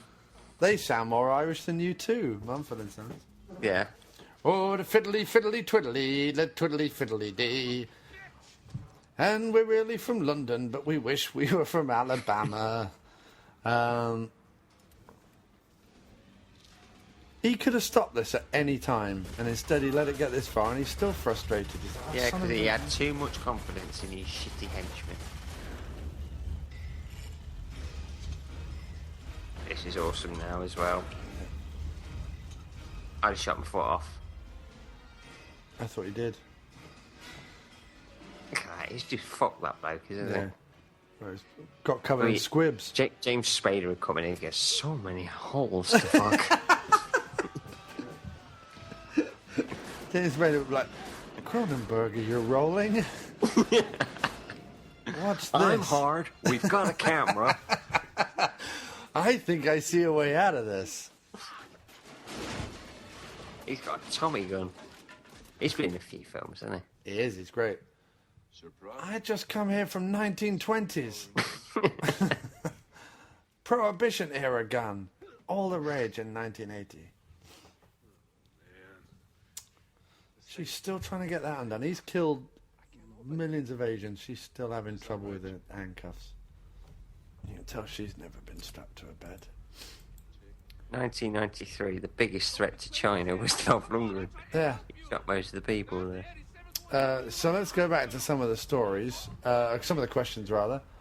Jason the Ritter writes, how would Seagal handle the presidential debates? To which Peter Osmond replied he would handle the debate buffet quite well. This is true. I think instead of handling the president debates, he would probably want to become president, wouldn't he? I would think so, yes. I have great ties with Russia. I'm friends with Vladimir Putin. I'm going to be the new president of these is United States, Johnny. And Johnny's going to be my vice president. Oh, yeah. And my first move as president will be barbecue meats for everybody. My second move as president, I will be having just for men shipped out to all the guys. Everybody can have hair as black as mine. Yeah. I got no grays, Johnny.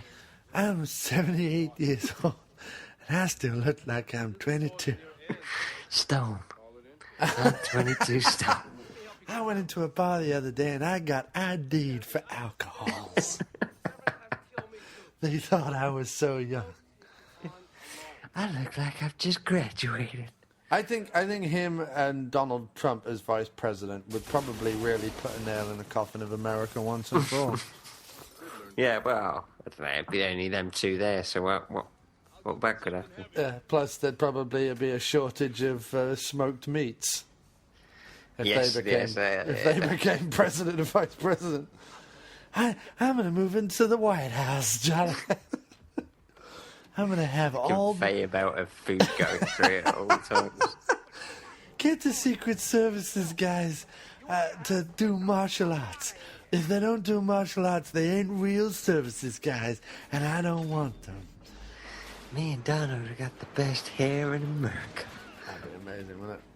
We're just turning the White House into one big buffet and salon all together.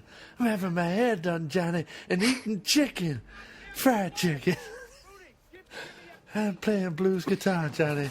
I'd love it if he gave his address to the nation with his guitar. I'm going to sing Talk to My Ass, which is what I'm going to tell all the other presidencies in the whole world.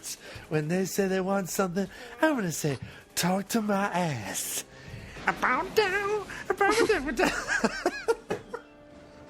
Donald Trump is in the background dancing like that, just waving his fucking hair around. His head was full of strawberry jam, who knew it? Yeah.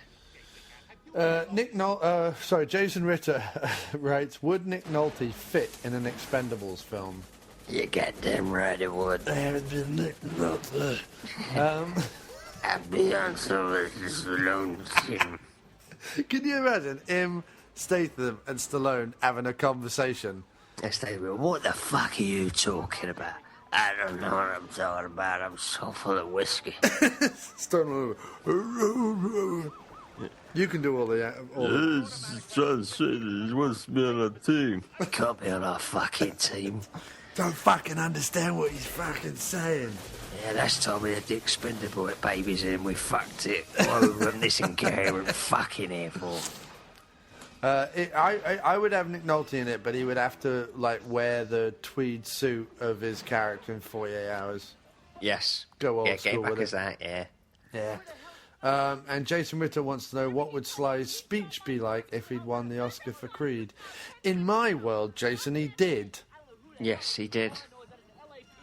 And his speech would sound like what, Doc? What would his speech sound like?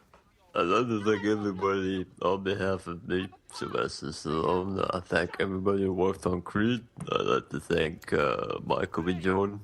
He was a tremendous talent in the film, and no doubt in the future he'll be getting his own Oscar. But more or less, I'd like to thank me for originally writing Rocky back in '76. So, fuck you.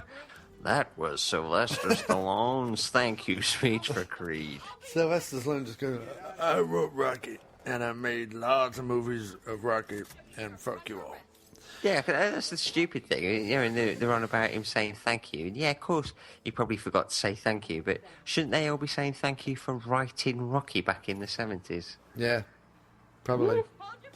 I think so. And I don't think he did it. I don't think he did it, like, spitefully. No, he didn't. I think he was just like... like... Even the directors turned around afterwards and went, yeah, we don't care. I'm a bit overwhelmed, and I'm just going to, you know, whatever. Who knows? Whatever. Have you got another question? Have we got another question? I think we've got a couple more questions. Got some on the group. Jesse Johnson wrote, my first job in the USA, 20 years later, I directed a Dolph Lundgren movie. And I said, yeah, he was awesome in The Package. And he was awesome in The Package. That's a great film. It is, with dearly departed Darren Shalavi in it. Yes. So do you want to read out Grant Knox's question from the group? Yeah, where is it? How's that guy still alive? He stuck glass in his face. Because he's... It's probably all the fat that probably just stopped the glass from penetrating his throat. Oh, so Ming vases again. What do they do in this place? All the money is in cars and vases. Couldn't we just do the cars? No. The vases are an important part of the operation. Why are the vases an important part? Listen, I came to this country years ago, and vases were my thing. They're still my thing. I don't even care about cars. Yeah, 4-wheelers, whatever. Vases is the future. Vases is where the money's at. I'm going to invest in this new Apple product, iVase. It's this little game where you have to put flowers in vases. What happens if you don't? Absolutely nothing. It's the future. Grant Knock, question. One, it's two questions. Is it two questions? Well, we'll allow him two. We'll allow him two. Yeah. Grant Knott, one, how much blind buying do you do? I can still see, so that's fine. Are you blind, Doc? I'm not, but No. I think he means the Zatoichi films. Oh, is that what it is? think. Oh, I have all of them. If he's talking about them, I have all of them. But how much blind buying do I do? Quite a little bit, actually, yeah. How much blind buying do I do? Well, lately... because I've felt that for two reasons. A, because every time I go to Best Buy, I can't find anything I want. So I've stopped my Tuesday night trips to Best Buy to pick up new releases. And also, apart from Creed, actually, there hasn't been much out lately that I've really cared about picking up. So what I've actually been doing is going to Amazon. I have a wish list on there of lots of slasher movies. I'm a bit of a fan of slasher horror films. And also some Hammer horror films, and also just a wish list of general movies as well. And every week that I don't get like a new release thing, or every other week, or whenever I've got some spare money, I just go on Amazon, I pick two movies, and I just buy them for like $20 or whatever. So I've actually been doing quite a lot of blind buying lately, mostly of genres that I know I like. Yep. And normally of like maybe starring someone that I like, or starring someone, or maybe a movie that I've heard of, talking on the group or something. But they're all blind, but they're all movies I haven't seen before, mostly. So yeah, recently I bought Curtains, which was a slasher movie starring John Vernon from 1983, about sleazy John Vernon with his V-neck sweater inviting 6 women to his palatial mansion. Sweaty Vernon. And being Sweaty Vernon all over them. Lots of boobies in that one. And then I got Hills Run Red, which was from 2009. Lots of boobies in that one as well. And then, in fact, it's almost all boobies. About the only reason to watch it. And I also got... what's that one about? It's like a comedy slasher movie, like a kind of Spinal Tap. The Legend of Vernon. Not Vernon. Got Vernon on the brain. I have. Something like that, anyway. Something. It's like, you know Jason, you know Michael, now know this guy. And it's like, Behind the Mask. Oh, that's awesome. Yeah, so I picked that up. I haven't seen it yet, but I got it waiting on my shelf. So, yeah, Grant, I've been doing a lot of blind buying lately. That's to answer. That is an awesome film. Yeah. Yeah, I do a fair bit. I'm quite I make a shit critic because there's not many films I truly hate. Right. Man of Steel I truly hate, and the other one is that Necromantic. Yeah, which I made you review. I forced you to review it for the website. Yeah. I really hated that. But Good. most films are sort of try and find something good in. I've actually asked them to send you the sequel. And in fact, they're only sending you movies that are about people who fuck corpses. Yeah, I've got 30 copies of Necromantic to watch. Yeah. He's actually selling them at a car boot this weekend, so look out, Lester. If you're into the old necrophiliacs, then Doc's the man to come to. I'm your man. Yeah. I've got you covered. He's got your cock covered in corpse jisms. Yes. Which is a disgusting thought. So his second part of the question. How much rewatching do you do compared to watching new stuff? I've watched... a lot of the stuff I've watched just recently is bit I've never seen before. Well, you're on a bit of a Western kick, aren't you, at the moment, Doc? I've watched so many Westerns, I'm almost growing Spurs. Out of your heels? Yeah. Like some sort of like David Cronenberg body horror type thing? Yeah, I've had to fucking fend off Spader from my arse a couple of times. He's been trying to fuck me. So I'm looking down. I mean, I don't know, probably about 50-50. I've done a lot of rewatching this year, but I've also done a lot of new stuff. I get to watch new stuff for the website quite a bit, but also we like to go to the cinema. Yeah. And even if it's like a retro screening, like once a month we go down to the Nighthawk in Brooklyn and we watch a 35mm screening of like a weird 70s or 80s movie that would have screened on 42nd Street back in the day. The series is called The Deuce, which is what they call 42nd Street. So I've been seeing like a new movie on the big screen every month, but I've also been, like I said, blind buying some horror movies and watching that. So I'm looking back, you know, Hills Run Red, Curtains, Messiah of Evil, Madman, Pray for Death was a new one for me. We watched... That was new for me as well. Yeah, Kim and I had watched Eddie and the Cruisers 2, which I hadn't seen. Malatester's Carnival of Blood that Jim and I did on the diner, that was a new one. John Fallon's The Shelter with Michael Pare in it, which was really good. Deadpool, of course. So yeah, I mean, I think it's kind of 50-50 for me. Certainly Mine's about 30-70. Most of mine's not even new stuff. It's just the westerns. I've watched so many fucking westerns. It's sort of unreal. But then, you know, you look at like a weekend, like back in February, and I watched Hail Caesar, Runaway Train, Fast Getaway 1 and 2, Tough Guys Don't Dance, The Hidden, Eyes of Fire, Vice Squad. They're all new, you know. So like it just depends. 50-50. They're old films, but watched first time. That's what I think he means, right? Yeah, I think so. Yeah. Yeah. So what else we got? We got another question we just got.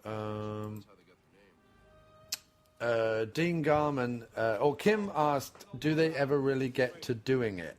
Does she mean as fucking? Yeah. Do we? No, not not you and me, Doc. Oh, right. Lundgren and the... he's not... Look at George Segal in this scene. He's not an imposing figure, is he?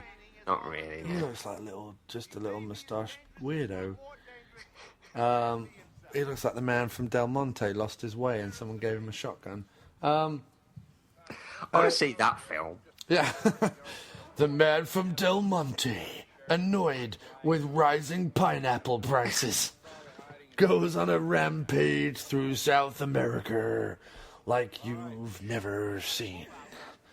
That was Ben Kingsley from Wayman 3. It was. Yeah, it was. You'll never see me coming. I've seen him coming in a cup. In a peat booth in Soho. Yeah. It was a promotional thing for Iron Man 3. Yeah, which likes that. This is Dolph's move. Whenever Dolph is trying to woo a lady, he's like, let me rub aloe on you.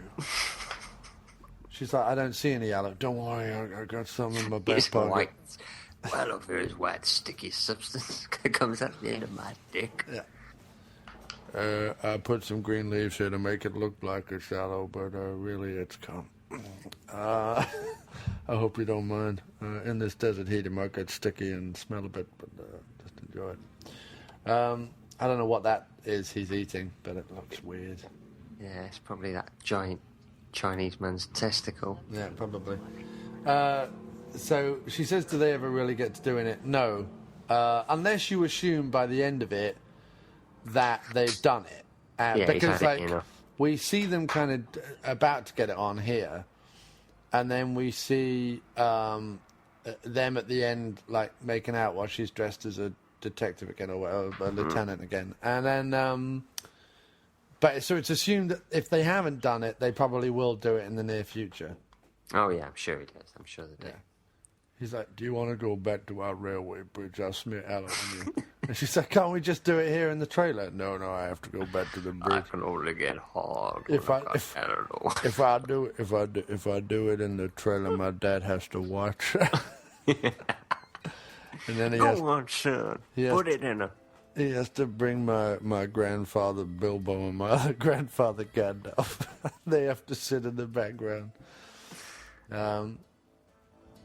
So, I think that answers Kim's question. Dean Garman says, how do you feel about not getting to meet me while I was in NYC, and what effect is it likely to have on your life?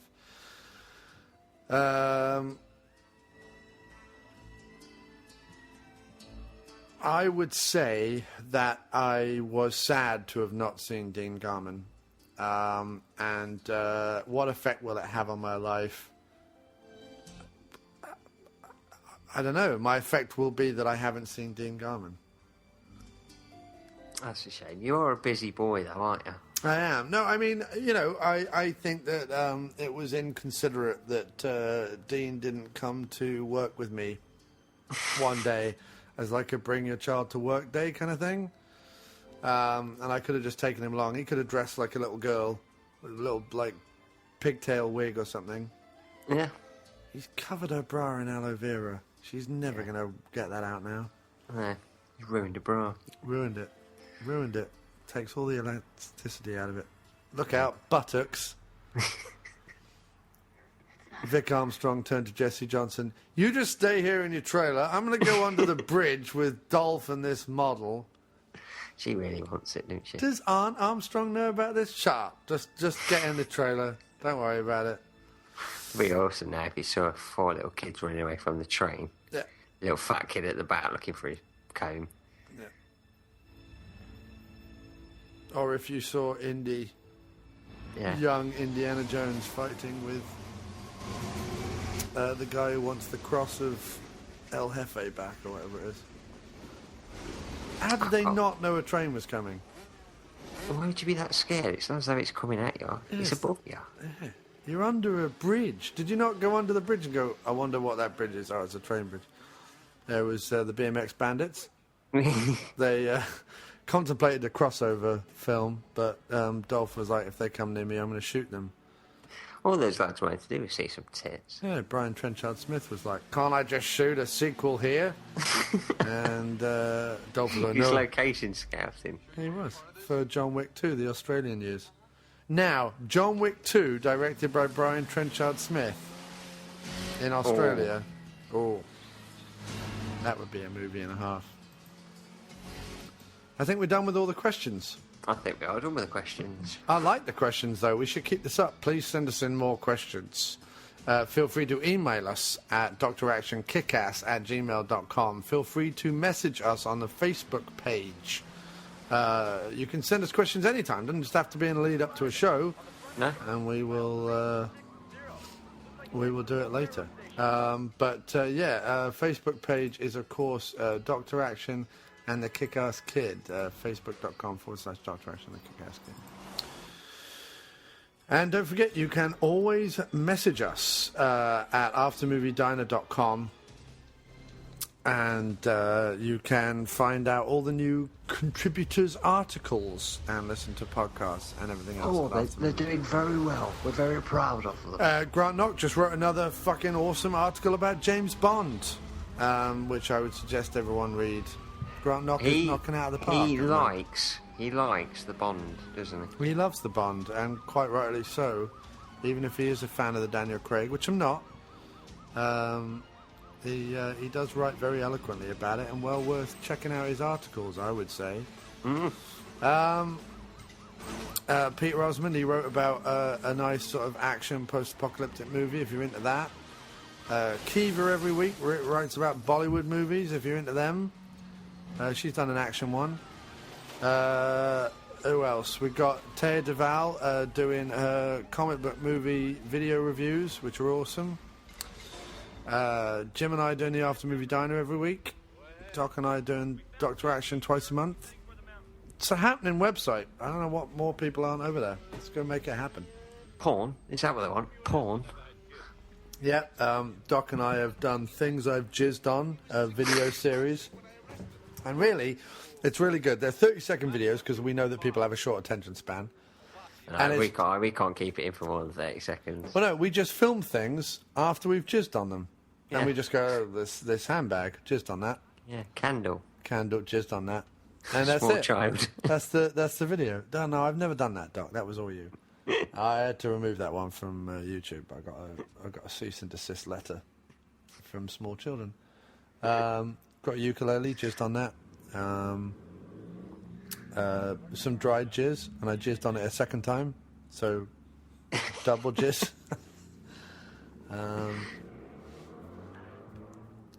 Dead person's back.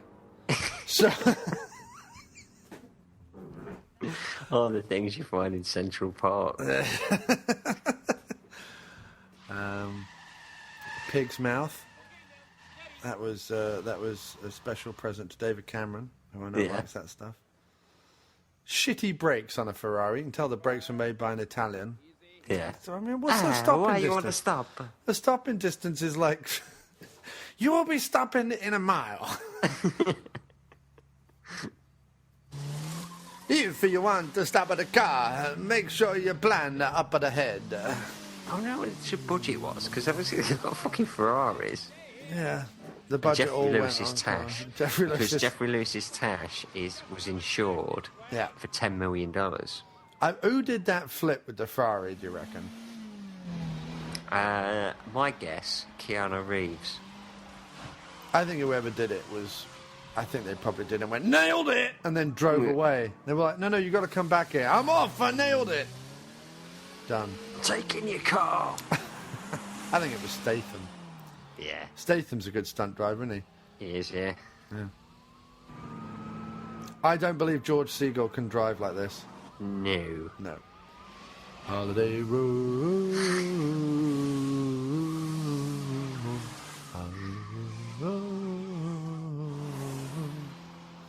This was National Lampoon's Dolph Vacation.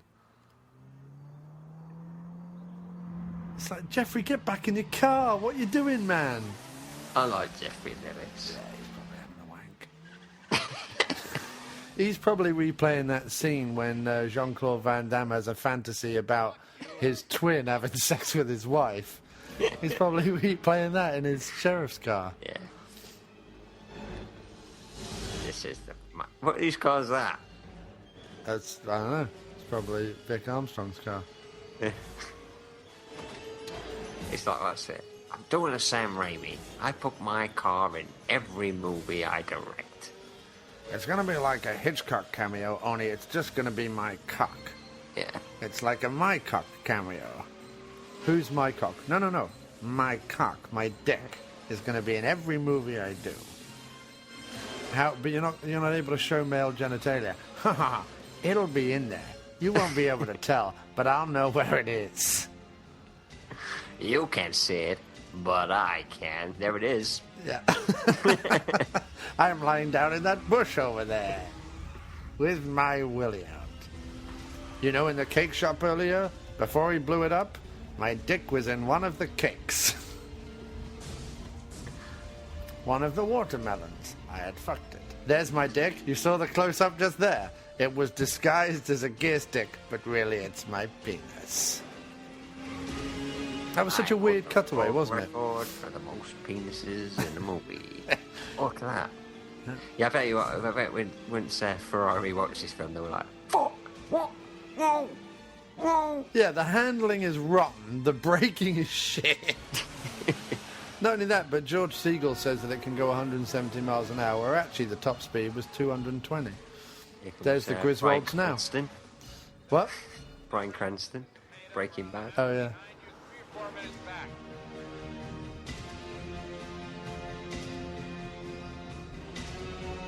It's a good movie. I enjoyed watching it. It wasn't what I expected. I expected more action. But it's... I like I say, when I was younger, I still love it. I think it's a really good film. Yeah. But it could definitely do with it. I think once you've seen that gunfight, yeah, because it's so awesome, you like, I want the whole rest of the movie to be like that. Yeah. George Segal just went, light this cigar for me. Why? I'm going to see Monica Lewinsky. Yeah, put it in my bumhole while I'm driving. But yeah, and not only that, but it gets stuck in sand. So I mean, the Ferrari does not have a good time with this.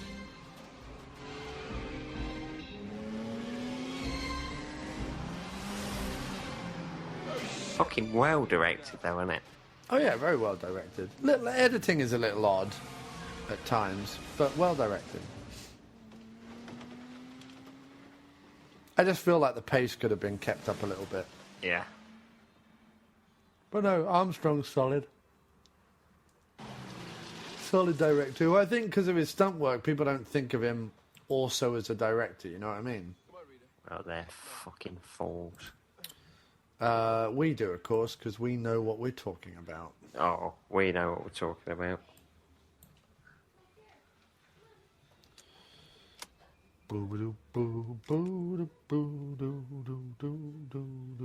He's even got a neckerchief around his thigh now. Yeah, well, the whole movie was sponsored by Jeff Neckerchief. Yeah. From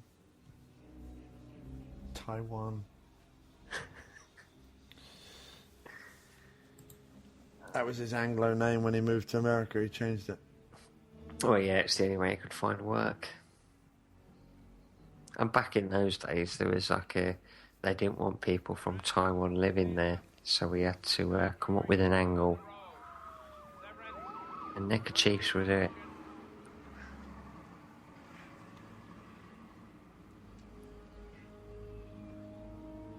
George Segal's actually Japanese. Yeah. He's actually Steven Seagal's kid. Yeah. Because Steven Seagal's actually older than George Segal. Even though George Segal looks older, Steven Seagal's actually older. Yeah. Because Steven Seagal's actually about 103 years old at this point, I think. Yeah. It's because George Segal, Steven Seagal, has drank the highest Buddhist monk's piss, and that's what's kept him young looking. And he does look young, Steven Seagal. I wish I looked like him when I was 105. I wish I looked like George Segal right now. Yeah. With that tash. Yeah. I could grow a tash like that. It's a very thick and full moustache. Severance, it's Sheriff Cepeda. Come in. George Segal actually he found out about this role 5 years before he actually took the role in order to grow the moustache. Do you think do you think it's like Tombstone where they really grew their own mustaches, or do you think that this is all fake mustache work? No, this is real. George Segal took 5 years to... He turned down the role of Leonardo DiCaprio's role in... that was 2000. I don't know what I'm talking about. No, I don't know what you're talking about either. You've lost it. Go lie down. He turned down the role of Joe Pesci's character in Goodfellas to grow the tash for this role. That's trivia you won't see on IMDb. I can't believe that Kurt Russell can grow a moustache like that. It's really huge. I like it. It's cool. I know it's cool. And did Bone Tomahawk. That's a beard though, isn't it? It's Hateful Eight with his huge moustache in there. I preferred Bone Tomahawk. That's a beard, isn't it? Yeah, that's why I liked it. I want the pop vinyl from him from that. Yeah, that would be amazing. I'm here, Severance! Let it go! So what I wanted to know, because they keep calling him Santa, is that what Lundgren's playing? Is that why he wears the red shirt? This is before Santa became such a household name. Oh, it's like it's like a prequel to Santa. It's a prequel, yeah. That's why he's wearing red.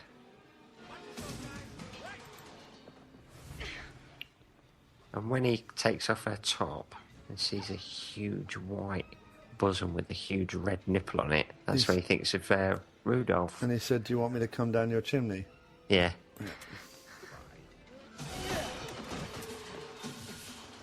That's why Santa's sled's not a Ferrari. No. Yeah, it can be the only reason that he could actually... Yeah, look, he just hits him on his leg. Santa's sled in this movie is Lundgren's penis. Oh, yeah. And Rudolph is the little red tip. I always taught you to hang on to the bitter end. I was thinking Ant-Man's probably the strongest superhero, isn't he? Why? Because he's so small, he could go down the end of your dick... Right. And then regrow himself and he'd blow your dick up. Yeah, I suppose so. So he's the strongest, isn't he? Forget the vision and everything. Yeah. You know, when Thanos turns up, he can just crawl down his bell end. That's how they're going to kill him. That's how they're going to kill Thanos. Thanos is going to be like, if I've got that's how him. they do it, yeah. I will fucking clap and applaud. Stand right up and applaud. Yeah, for a full 2 hours. And then ask for money because you came up with the idea. Yeah. He looks like he's strangling Manuel from Fawlty Towers. I do not know, Mr. Fawlty. Yeah. Uno, dos, tres. Also, George Segal insisted that Dolph Lundgren really punch him because he's a method actor. He's a method actor. What he didn't expect was that Dolph also likes to take a crap on his victims. Okay, boy, stand back. Santee killed Rudolph. Do you think that was a real boulder, or do you think it was polystyrene? Oh, it was a huge biscuit that they baked on set. He took it from the catering. Took it from the catering truck. This is my biscuit. He says that a lot, doesn't he? He does say fuck a lot. I like the way the police take Siegel away. They leave the two people who were shot to fuck on the floor. They all leave, look. Yeah, you'd be all right. Guess we got the bad guys. Are you going to call an ambulance? No, we're not going to call an ambulance. But it takes me 9 months a bullet to heal. No. Good luck with that. You're alone with Bilbo Gandalf, who's got to look after you. I don't think either of those wheels are going to fit on that trailer. Cuts to him behind the thing when he shit. Yeah. I don't think either of those wheels are going to fit on her truck. Can there be that much work out there for him? It's in the middle of fucking nowhere. Now tell me if I'm wrong, But that sheriff's uniform makes her look so hot. I mean, look at the way those pants gather at the front. If that's not the most attractive thing ever. Do you know what I mean? It really shows off her womb. Yeah. That's what I like. She's good for breeding. Got a funny shape, isn't she? Yeah. It's like human shape. That was awkward. She's trying to get away. He's like, no, we're meant to kiss till the film ends. She's like, no, I've got to go. He's like, no, wait a minute. Then he throws her into the truck. She's all unhappy about that. He's like, which neckerchief I'm going to wear today? I got 2 of them. She gets fortune at that tree. I think if he was He-Man, he should also be Freddy and Scooby-Doo. Fuck Jason. Well, that's just natural. Not Jason. What was his name? Freddie Prinze Jr. It should have been Dolph Lundgren. I'd pay him to polish Velma's glasses. I love the sleazy saxophone in this. Yeah. I like to imagine James Spader playing it with his butthole. Yeah. There he is. Michelle Phillips played Esther. Yeah. Good, right? Nicholas Chinland. Chinland, right, indeed. Chinland. Ken Blazer. Siegel, damn it, look. Yeah. Spellos. Peter Spellos. It's my friend, Peter Spellos, on Facebook. He is my friend. That's it. Leon. He's my friend on Facebook. I've got this soundtrack on vinyl. Have you? Yeah, it's my favourite of all the soundtracks. I put it on when I'm about to make love. Yeah. It really does shit on Gone with the Wind. Yoram Basile. Dana Lustig. I wonder if she's any relation to William. William who? Lustig. No. Second unit, Andy Armstrong. I think he's lucky to have a second unit. I've just got the one, and it's I've done got me the all one right. and it doesn't work very well. If you had a second one, it could be a backup. Or you'd put, Assistant to the production designer, Jesse Johnson. yeah, you put someone's backup. I think Jesse Johnson probably just covered for his uncle. Were you in Arizona again filming naked women? No. It was a Dolph Lundgren movie. It was all action.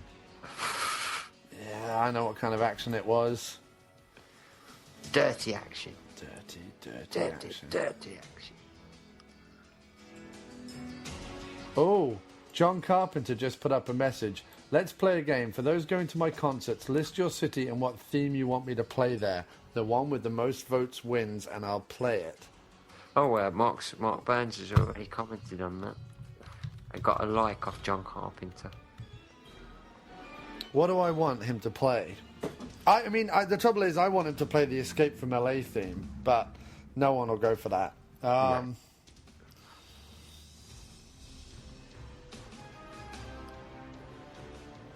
Go for Escape from New York then.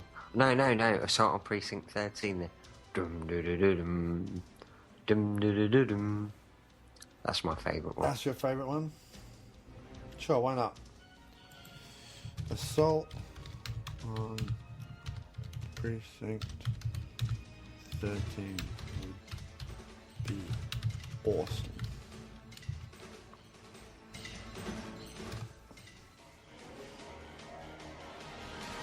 There we go. I've written it down. See how many likes I get. Probably none. Nobody likes me.